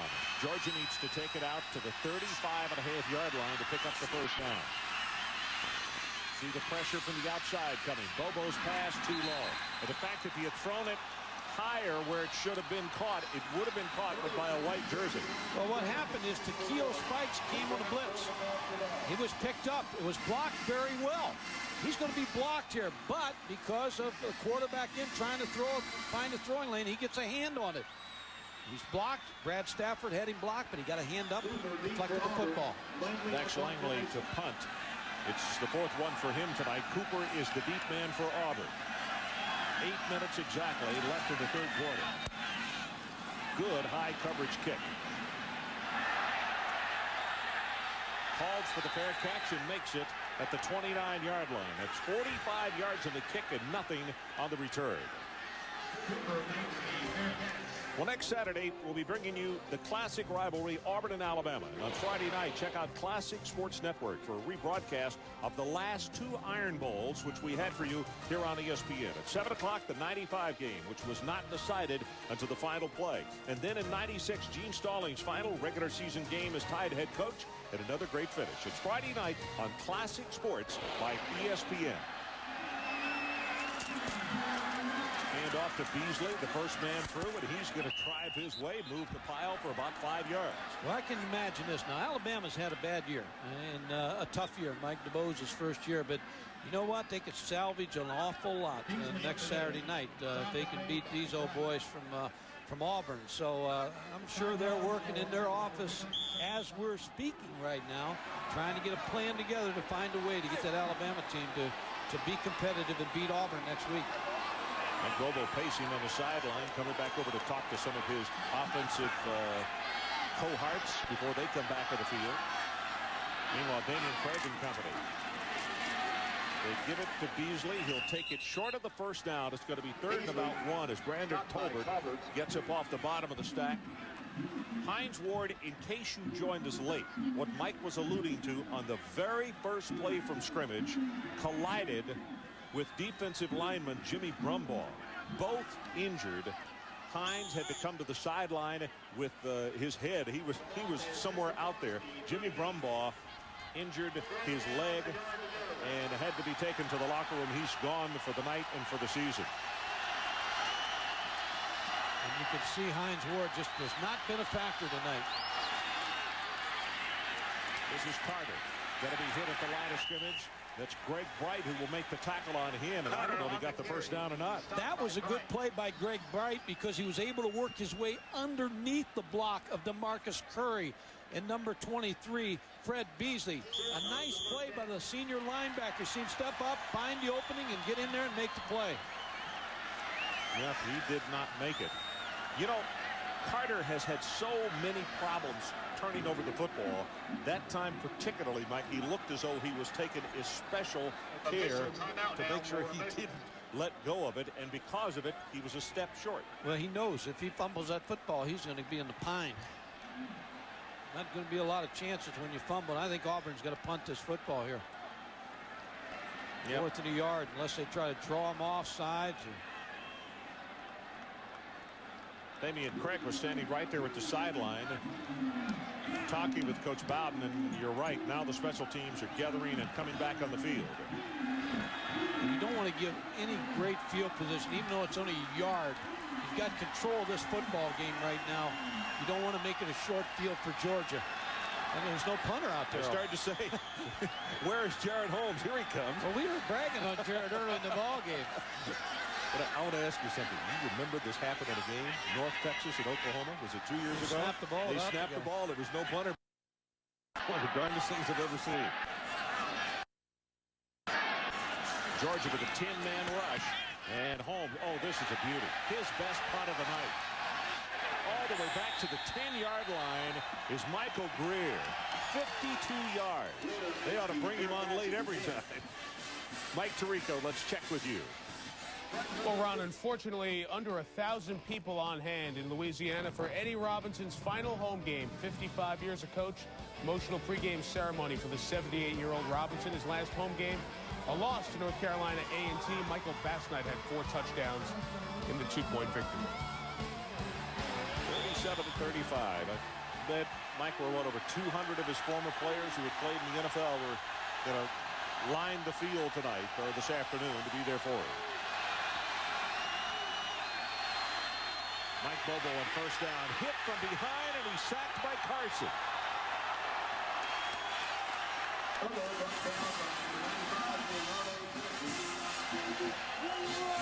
Leonardo Carson's come a long way, Ron. He was a quarterback in high school. They recruited him as an outside linebacker and then moved him inside. He came to camp at 270 pounds, made a great outside move there to get to Mike Bobo. Said that when they moved him in defensive nose tackle, they didn't tell him about those double teams, though. Spenchcombe simply could not handle him on that play. This is Hines Ward. He'll run it 5-10, close to the 15-yard line, and it's not going to be nearly enough. It'll be third down. Spikes makes the tackle, but it is a gain of 12. And just watching him run that play, he doesn't look like he's full speed. Hines Ward, just not the same player that we've seen before. The injury has really affected him. Takeo Spikes was moving down the line of scrimmage, a real good tackle. Butkus candidate with a nice solid tackle. He knows how to make you absorb his load. He runs through you on the tackle. Brings his entire 221 pounds. On third down, Bobo steps up, throws the pass. Hines Ward complete, has the first down. Pate on the tackle, but it is the first time really that Ward has contributed to do anything big in this ballgame. They need him. They still got a lot of time. 4:14 in this quarter. Hines Ward just on a dig route over the middle again. An inside move, and there's the tackle by Rob Pate. You see three wide receivers coming to the right, to the bottom of the screen. Bobo on first down. They throw the middle screen. Hines Ward going to take it for 4, maybe 5 yards. That's Carson again. Leonardo Carson, who came back into the middle to make the hit. Ron, Martavius Houston had that played perfectly. He just didn't make the tackle. As you see him look to the sideline, he's in perfect shape right here to make this play. I mean, he's right there. He's going to get picked off there to block. Gets a hand on Hines Ward, but can't bring him down. Martavius Houston, by the way, has 8 tackles in the ballgame, 2 solo. Bobo's pass complete. It's Wiggins, the tight end, and close to the first down. In fact, I think he's going to have it as Larry Kasher will put the stop on him. But this was what Auburn wanted Georgia to do.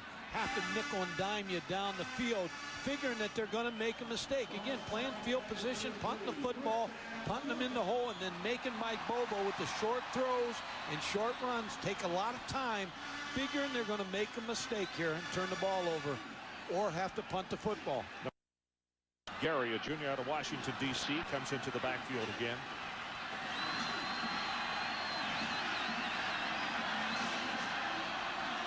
Auburn shows blitz, and here they come from the outside. Bobo puts it up on top. Got man coverage down there, and it is knocked away. That's good coverage by Nolan on Corey Allen.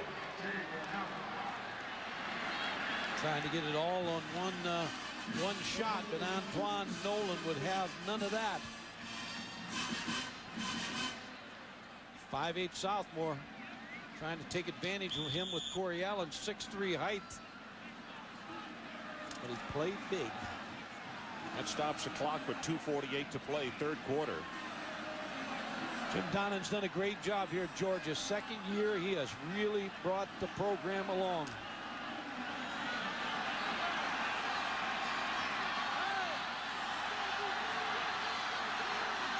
Get their substitutions done. It's second down and 10. Blitz comes up the middle. Got the pass over the middle to Bailey, and it is taken away by Ware. Bobo makes the tackle at the 30-yard line. And that's the mistake they were looking for. Flag is down. And it's hard to tell if this was when it was possession Georgia or possession Auburn.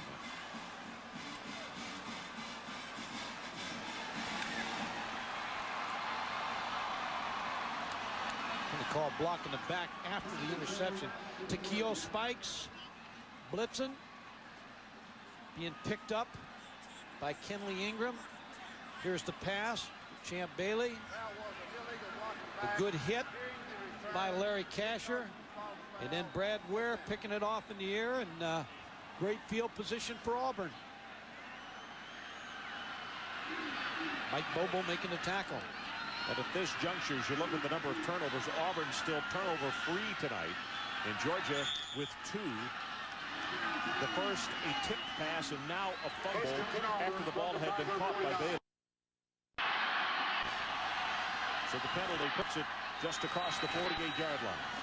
Counter Trey, and this is Carter Hennestein, and he is going to take it inside the 40 and down to the 35. And I'll tell you, DeMarcus Curry with an outstanding block on the play. He has played big in the offensive line, not just because he's 6'5", 315, but he's played big. But Ron, just think about this Auburn football team. If they ran the ball as well as they're running it tonight, the entire football season, what a great team they would have been. Just ran over Kirby Smart, number 16, the safety, Demontre Carter. But they have run the football tonight and taken a lot of pressure off of Damian Craig. Going under 2 minutes to play. Carter tries to bounce it to the outside. There's nothing there. Bailey got to him first. Well, one of the last things that Terry Bowden said when we visited with him yesterday was that's what the design was this evening. He wanted to take the pressure off his quarterback. He said we went back and we looked at the running plays. He said I want to see the running plays that had been successful, and those were the plays we were going to use. They used them well tonight. 117 yards rushing the football. Rick Trickett, the offensive line coach, has to be real happy with the offensive line. He really does. Curry, one of those we have talked about a lot this evening. Carter in motion, back into the boundary. Lobs the pass over the middle, and he's got him. That's Hicks Poor inside the 15-yard line. It is 1st and 10. Auburn Tigers. Kirby Smart on the tackle. But normally when a quarterback throws over the middle and just slows up and puts that much air under it, you know you got a fella wide open. Ron, they just trying to, all 4 receivers trying to run streak routes to work on the free safety. And there's the catch.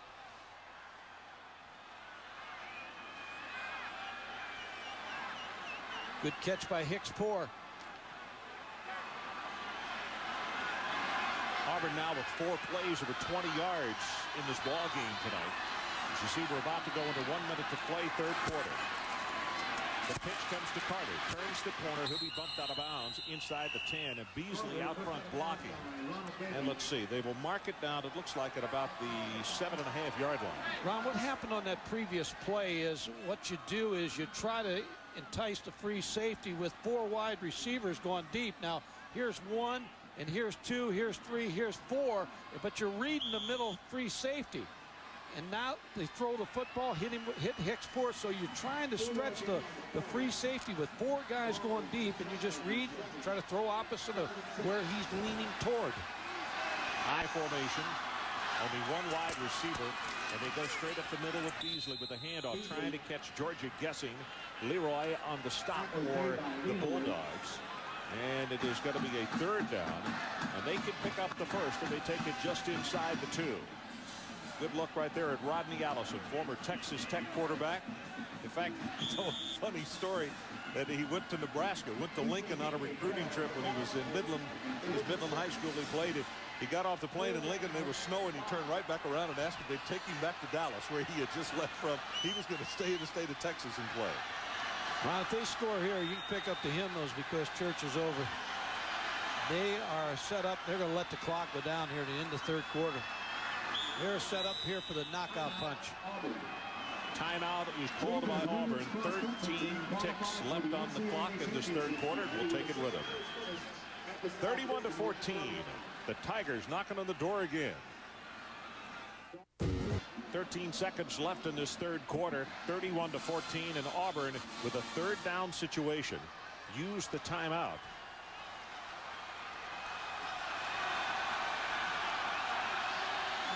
Third down, 5 to go. And the play they've come up from the shotgun. They fake the run, and he's going to take it as a quarterback sneak. He will score.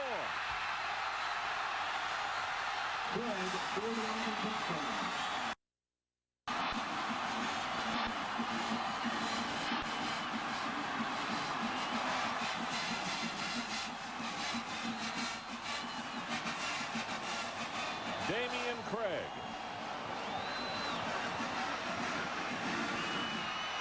Jim Donovan knew coming into this ball game, Jim Donovan, that he's the guy that could absolutely break his neck. He admired him. He said, watch the tapes. He's seen firsthand tonight. I think you're seeing a team, this Auburn team, benefit from the open date. They were a tired football team, and you've seen a quarterback that benefited the most for the open date. They had 9 straight football games in open date. You're seeing a rested quarterback and a rested football team taking apart the Georgia Bulldogs. And Mike, the influence of the running game, without wearing it out, you could see 94 Leroy had to go with the influence to make sure that he went with Beasley, and at 1 step took him away from Craig. It's big, Ron. When you got 2 dimensions and you got Damian Craig now, that is big. And you know, you keep harping back on the open date, and I'm telling you, I've seen it happen when teams win and a big win over Florida. And whether you go to class or cafeteria, the community, or wherever you go, the well-wishers and backslappers are telling you how good you are, and it's just really tough to concentrate. You know, Bobo said he walked in his first class the following Monday, and even the teacher asked the students to give a standing ovation. Here's the kick by Holmes. Ward 6 yards deep, and his counterpart Champ Bailey said, nope, don't bring it out. And that is the end of the third quarter. So there's a timeout on the field, and a shocker here in Athens tonight so far. Auburn 38, Georgia 14.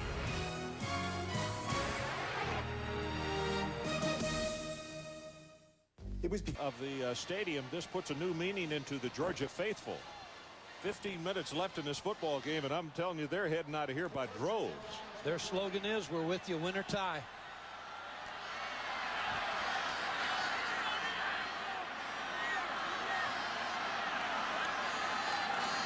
Bobo pitches the ball back to Robert Edwards, turns it up, has 5, has 10, and lost the football, but they came off the ground. It's going to be a gain of 10.5 yards on the play. No quit in Robert Edwards, trying to find a big play to get his team back in this ball game.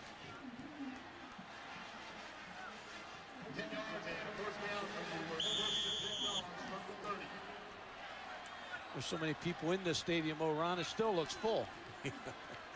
They're still with this Georgia football team.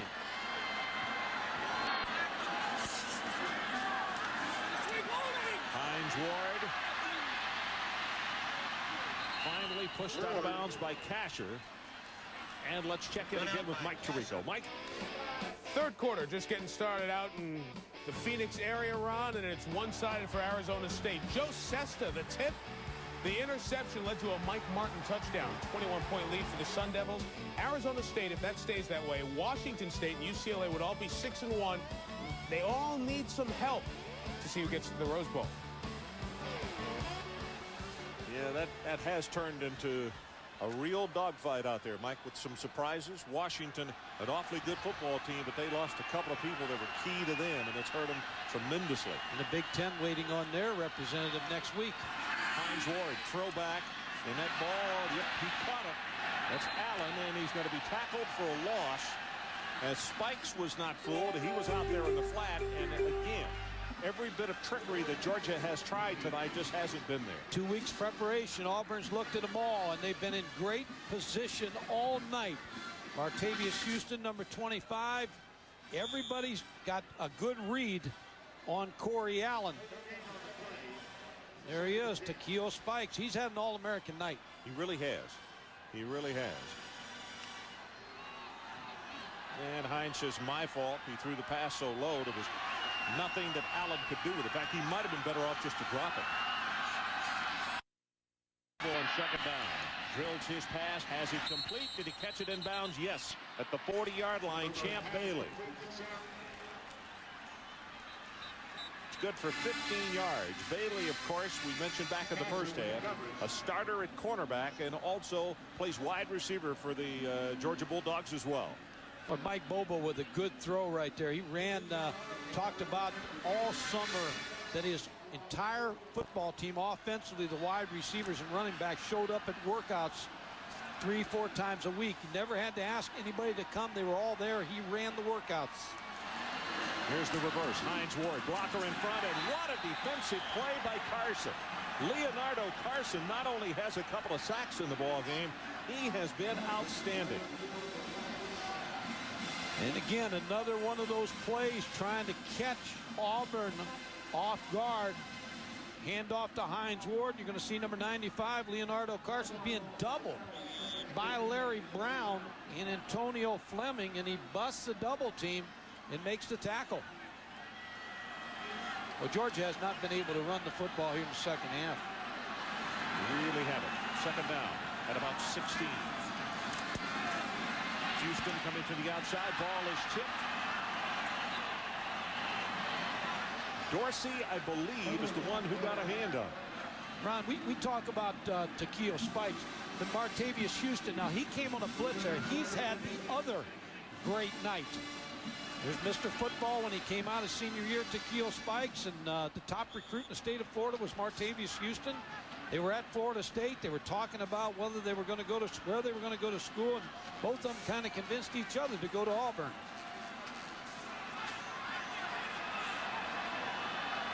So it's third down, and they need to take it to the 30-yard line. Keep this drive going. Bobo puts air into this one. Got Hines Ward out there, and he will score. 45 yards in the pass play.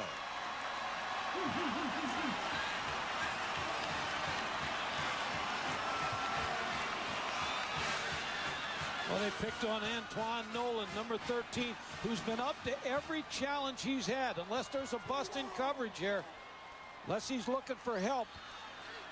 No, Hines Ward just ran right by him. And Mike Bobo put enough air on it, under it, to get that ball to Hines Ward.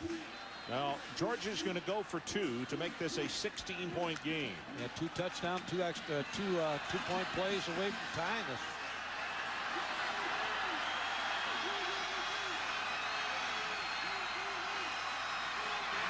Ward in motion. Quick pass. Incomplete. Flag is down deep in the end zone. Tequila Spikes and Martavius Houston again breaking on that pass. Now Georgia's applauding. Got to be holding. 12 men on the field. That's why they broke the pass play up. They still got 12 out there. You know what? They sure do. Everybody's kind of looking around. Well, we've seen that a lot this year. No one's coming off, so they're going to play with 12 again here. Now there goes somebody off. Larry Casher's leaving.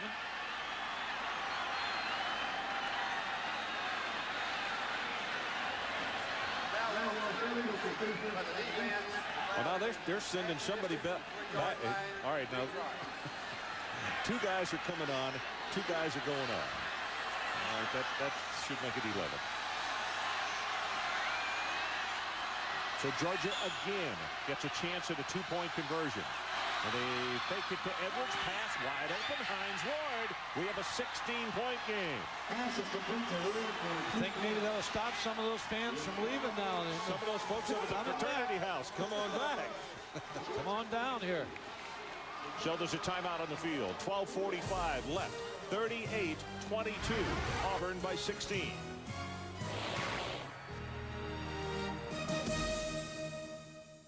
But can you imagine what the centerfold was? Not only is the most popular, but could be the most intimidating. Last year against Auburn, as Robert Baker, the wide receiver for Auburn, was coming out of bounds after an incomplete play, there's Uga right in his, well, face. How about that, Uga? Good man. Get Adrian, Uga. Adrian wouldn't get up quickly. This running play by Carter. Bright and Sipe on the tackle, and it's going to be a gain of about 3 yards. Got to gamble a little bit now if you're Joe Kynes. Uga wants a blitz here.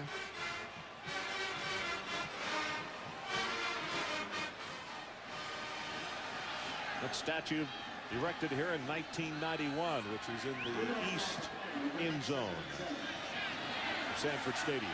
Adrian just came out of his house. Second down, they need to take this ball out to the 34-yard line. Under 12 minutes to play in the ball game. You see the linebacker creeping up on the outside. Here's the pressure, and he had to get it away too quickly.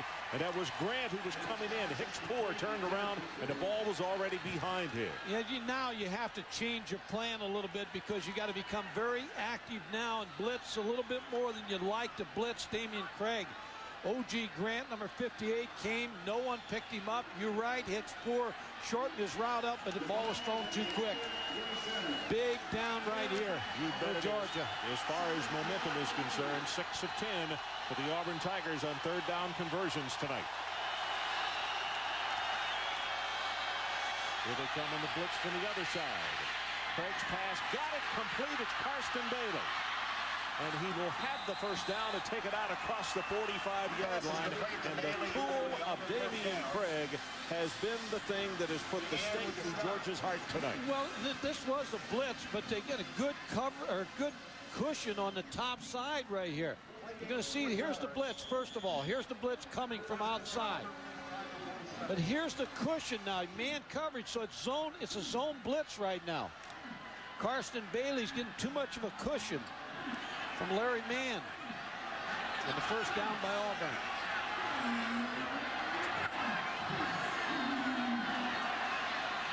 Again from the shotgun, he hands it off to Beasley. Left side, he'll take it for a couple of tough yards. Cochran and Tolbert combining on the stop. The other way, Ron, that the running game for Auburn initiated tonight will help them is because now when you have a lead like they have, 16 points, you can run the ball a little bit more and run the clock. Terry Bowden continuing to pace on the sideline. The clock is running to 10:45. Now 10:44 remaining. 2 yards on the play. It'll bring up 2nd and 8. Craig looking up at that play clock. They still have 10 seconds. Running play, and Carter slowed up in the backfield, and he's going to be tackled for the loss. Grant is the first man, and also Bright combining on the stop, and they really gummed that one up from the get-go. That's how you stop the counter tray play. Oh, you get penetration. O.G. Grant got up the field, and he beat the blocks of the backside guard and tackle. See him right there? Makes the play and starts the play on DeMontre Carter, and then Greg Bright finishes him off. Another big third down. Third down, the line to make is down at the 43 of Georgia. Auburn leads it 38-22. Under 10 minutes to play. Joe Kynes looks on, and he knows how big this stop could be right here. Play clock is at 3. It's at 2. Gets it away. Craig gets away from 1, will not get by the second, and he's sacked by Grant. Actually, he had a hold of him from the get-go, took him down, and 3 times Damian Craig has been sacked tonight. O.G. Grant had to play last year as a freshman, getting better and better, has made a couple big plays in this last series. Comes on a blitz, a missed block by Fred Beasley, and O.G. Grant holding on for life. It is incumbent upon Jared Holmes to get a lot of air under this one and have a good punt. He does not want the Georgia Bulldogs to pick up any more momentum. Good kick. Hanging spiral. Now it will turn over all the way back to the 22-yard line as Greer breaks the wave at the 40. Crosses the 50, and Georgia will have the football in Auburn territory to begin with 8:45 left in the game. It's a 48-yard punt, but a 30-yard return. And special teams are starting to hurt Auburn, starting to wear them down a little bit. Michael Greer on the return. He just hits this opening. There's a missed tackle. And Georgia inside the 50-yard line with 8:45 to go. Check in with Adrian Karsten on the sideline. Adrian, Quick note about the additional 15 minutes this season that Jim Donnan has placed in about the special teams. That may have made the difference right there. Yep, you're right. Option play. Pitches it back to Edwards. And he will be tackled in the open field by Casher for a loss of 4 yards. What Adrian was talking about is they were so poor, Georgia, last year on special teams that Jim Donnan added 15 minutes every practice to try to improve the special teams. Here's the option play and the excellent tackle by Larry Casher. Well, that quieted the crowd a little bit here as Georgia had something going, still do for that matter, but it's second down at about 14. We got Martavius Houston on Hines Ward right now. Bobo's pass right over the middle, has it complete. That's Champ Bailey all the way to the 30-yard line. First down, Georgia Bulldogs. Good for 22. Mike Bobo looking like he did in the first series of the game. Very accurate. Good pass. Champ Bailey on the in route. Larry Casher lets him go. Safety too deep. Ricky Neal not in the zone to cover Champ Bailey. 20 of 30 for Bobo tonight. There's the pass to Edwards. Waits for his blockers. Puts a head down, and that's a nice job by Auburn, actually, because they had the 3 blockers right there. and it's only a gain of 5. Again, let's go to Mike Tirico. Michael? Ron, quite a night in Albuquerque, New Mexico. New Mexico beat BYU on the deuce. Graham Lee to Milton Thomas here. The win sets off a wild celebration, and if New Mexico beats a poor Tulsa team, New Mexico will be in the WAC title game.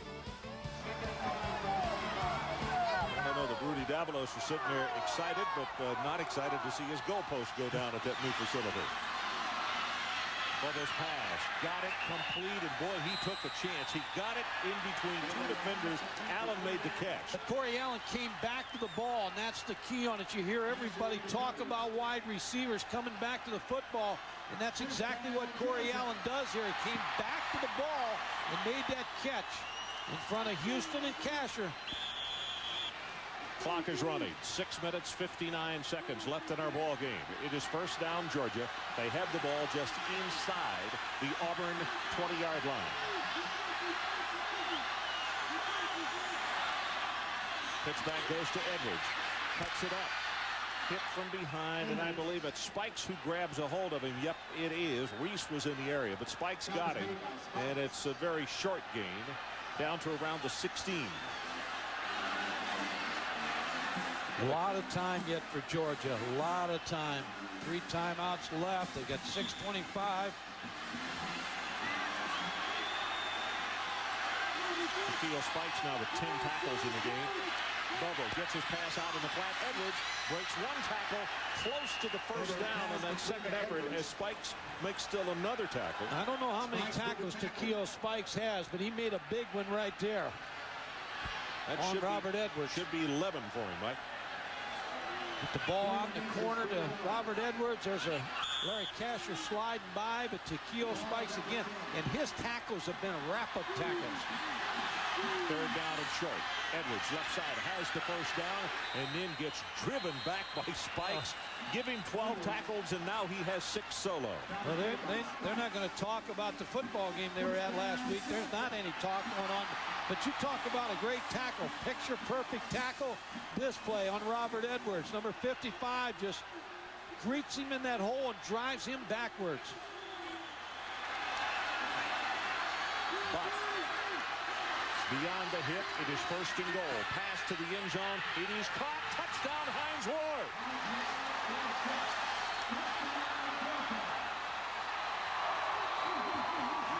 Got to go for 2 here. Now the kicker was starting out, but it's a 2-point situation. Mike Bobo coming to the sidelines to get it from Jim Donnan. Now you always go in the game, Ron, with 2 or 3 2-point plays. Bobo hustling back in the field because the play clock is at 16 right now. Mike Bobo just throwing that ball right in the hole to Hines Ward. Hines Ward 5 catches, 75 yards, and 2 touchdowns tonight.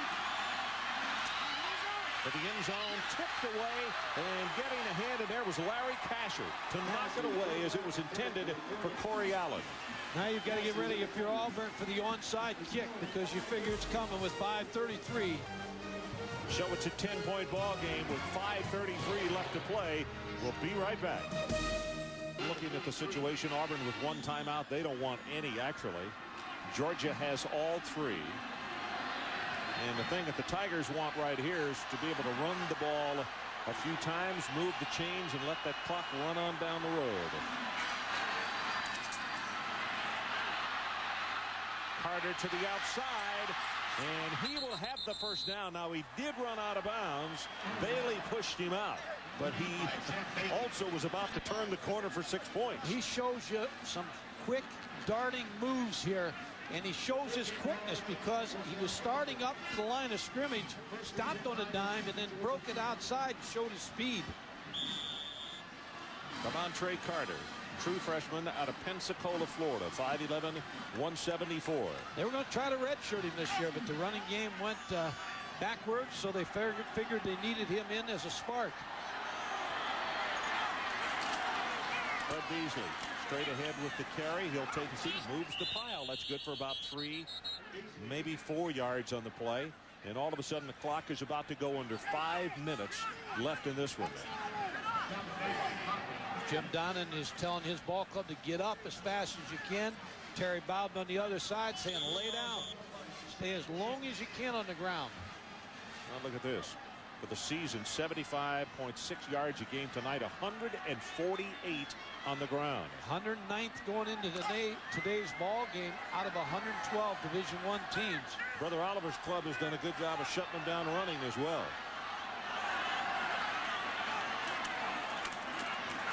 Carter gets to the left side. He's loose. Cuts back in toward the sideline at the 10-yard line. It'll be first down Auburn Tigers as Ronald Bailey prevented a touchdown. Got another nice block by Fred Beasley in that offensive line. Opening up holes here late in the ball game. Fred Beasley, number 23, is going to start block on Greg Bright.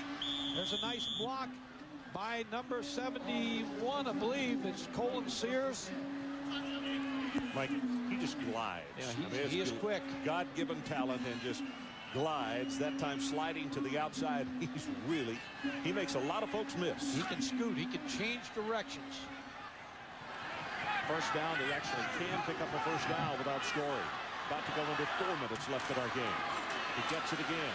Carter to the left side, spinning inside the 5. He's down to the 4, now the 3.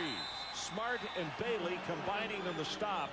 But on this drive, DeMontre Carter has proven that he can hold on to the ball and that he is the next generation of good running backs at Auburn. And give credit to Geno James, the left tackle, T.J. Mears, the left guard, T.J. Dunnigan, the center, DeMarcus Curry, who's had a great night, the right guard, Victor Riley. Oh, look at all the pats for Carter on the sideline. Career high, those numbers you saw in him, of 94 yards. And now Auburn's not in a hurry to do anything. They don't dare want to get a penalty, but they come slowly to the line of scrimmage. Short yardage set. Right up the middle, and no signal. Did not get in at the 1-foot line. They're looking for the football, but Brandon Miller has it, number 51. Brandon ran back up the field. Yeah, they're looking down the bottom of the pile. Back on the 10-yard line. There's no ball there. There it is. Brandon Miller came out with it. So they did pick up the first down. That's the most important thing right now.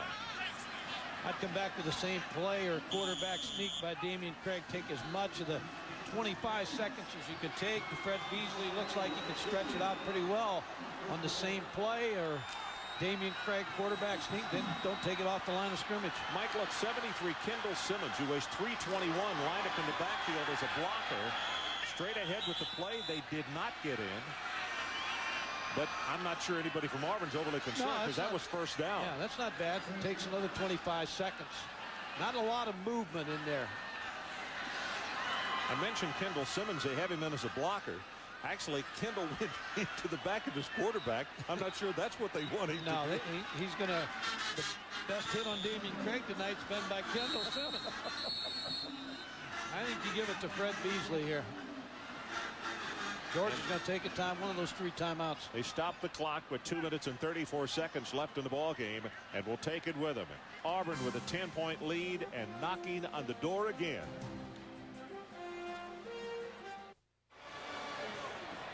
Ten-point ball game as Georgia used one of those 3 timeouts. They stopped it with 2:34. Spikes 13 tackles as he gets a rest on that bench along with the other defenders for Auburn. Time is back in. Craig hands it. Beasley, touchdown Auburn.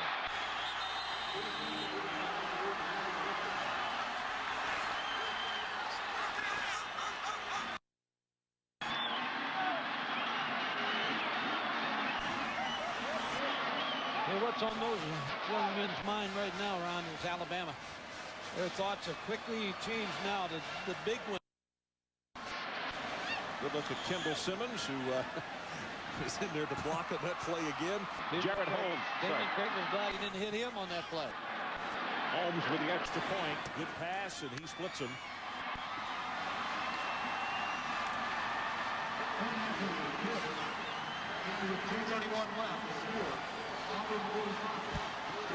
So the new score, Auburn 45, Georgia 28. With 2 minutes and 31 seconds left in the ball game. Fred Beasley has a way of just hurdling up in the air and crossing that plane. Look how high he gets. Not a lot of movement by that offensive line, but a good job not letting any penetration. Fred's going to kind of, he's hitting Dustin lucky there, but those are love taps. Well, still a couple of great weeks of college football yet to see this season. You can see all the best games right in your own home when you call in and order the ESPN game plan on pay-per-view. $11.95 gets you up to 10 extra games which aren't normally available in your area. So call your local cable operator or DirecTV and ask for the ESPN game plan next week. Speaking of next week, we'd like for you to be along with us as we are down on the plain, Auburn, Alabama, for the regular Iron Bowl matchup. It'll be the 62nd meeting between Auburn and Alabama. Ward loses it and picked up by his teammate. That's Bailey. And Bailey will bring it out across the 20.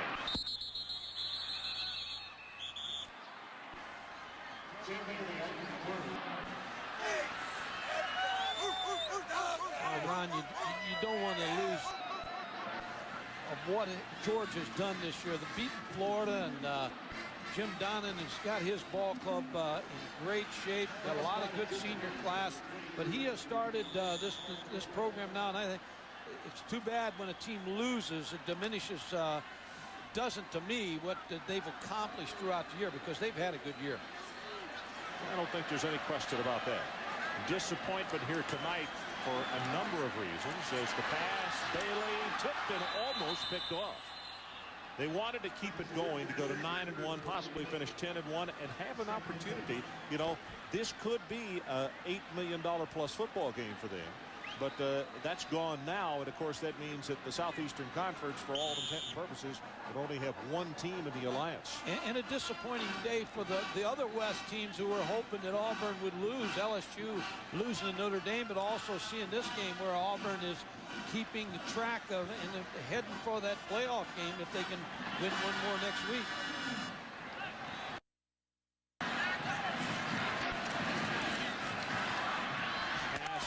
Complete. That's Hines Ward. Flag is thrown. Reverse pass complete. Check the flag that is down at the 24.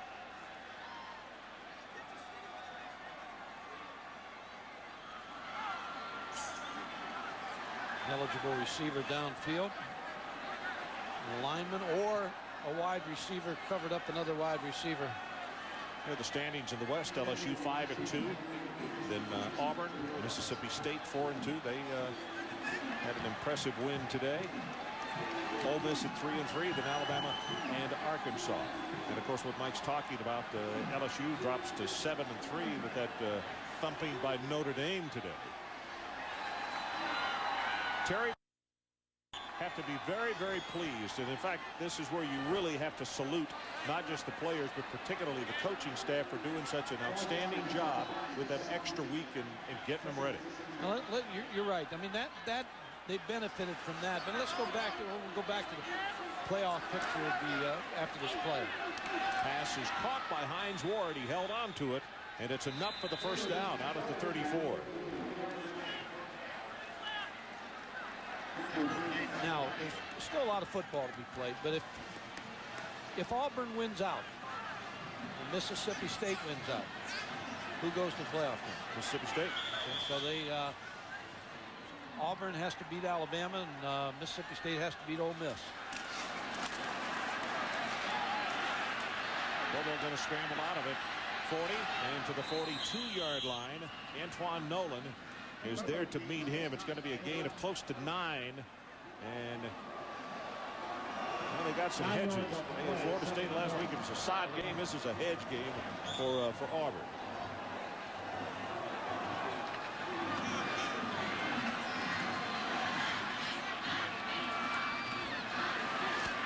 Bobo's pass is caught. That's Brown in Auburn territory at the 35. When Mike Bobo stood in there and under good pressure from Ricky Neal on that last play.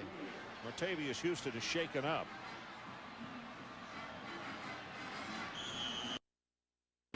There's the pressure on Mike Bobo from number 50, Ricky Neal. Takeo Spikes giving great effort, but just couldn't reach the ball. Larry Brown with the completion. You can see what happened.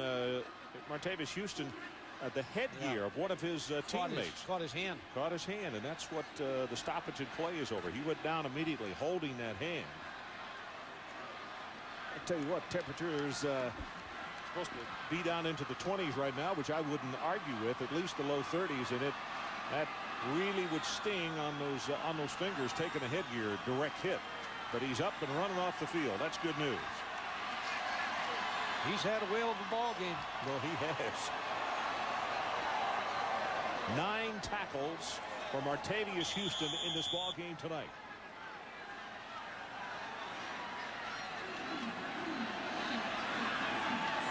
Clock is running again. 50 down to 49 and 48. So the string by Georgia is about to end. This is amazing since this series moved from Columbus. As you see this pass to the end zone, Bailey had it knocked away at the last moment. Nolan on the cover. Is the fact that Auburn, since they moved this series from Columbus, they have a winning record here in Athens. Well, I think now they would win 7 of their last 8 games here. That's exactly right. Good coverage by Antoine Nolan. You know, punching the ball out. Somebody made the point. They said, you know, this is taking hospitality to your visitors a little too far.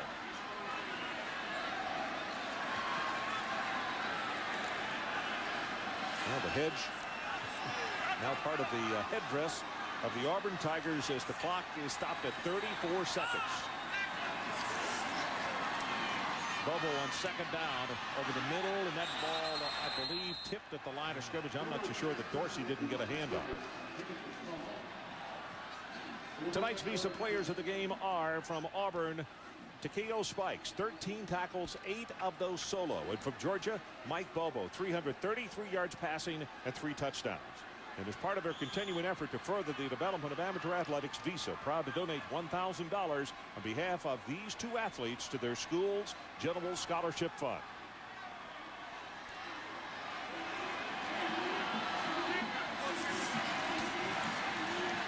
Bobo's third down pass. Robert Edwards will not make it to the 25, so it's going to be 4th down as Spikes and Reese combine on the tackle.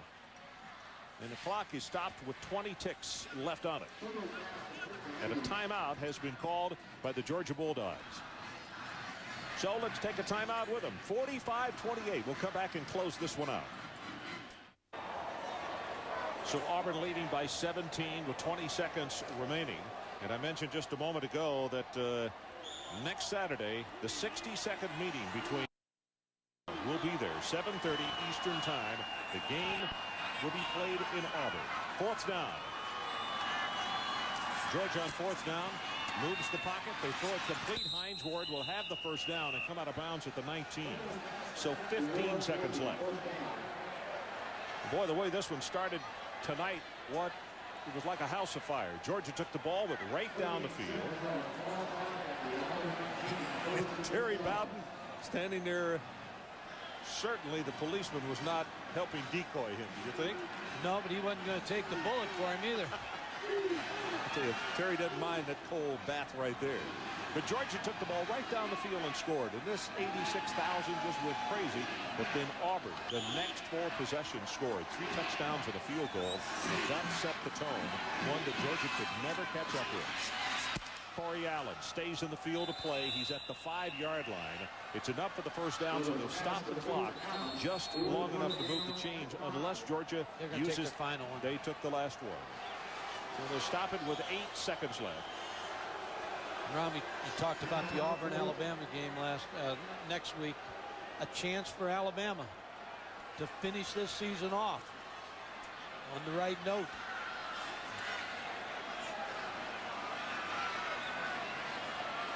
Well, in the coaches poll in the top 10, you see everybody won who was active today, with the exception of Georgia. Topple out of that top 10 with this 17-point loss here at home tonight. Carolina with a good come-from-behind win on the road at Clemson. Yeah, big win for Mac Brown. A good coaching job to bring the team back from that loss last week. And I don't think Florida State will move there. I don't think Michigan, Nebraska scoring 77. They're not going anywhere. Coming up next, the Rasmussen College Football Scoreboard. You look at Damian Craig, what an outstanding night. Not just what he did on the field, but his leadership abilities. Well, he was truly outstanding. Bobo still looking, lobs his pass, throws it away with 3 seconds showing on the clock. So we'll have one more play.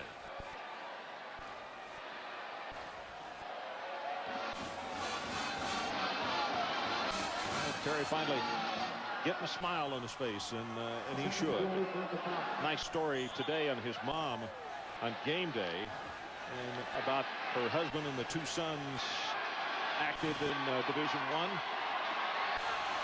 Nice story, nice one on the family. This is the 11th play of the drive, and they go with the running play, and Edwards will score as the horn sounds.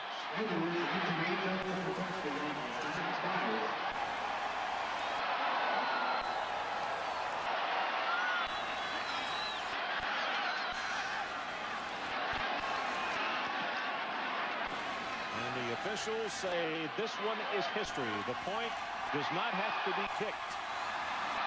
So, final score, Auburn 45 and Georgia 34. Stay tuned. The Rasmussen Scoreboard is coming up next. And don't forget, next Saturday, join us for the greatest rivalry in Auburn.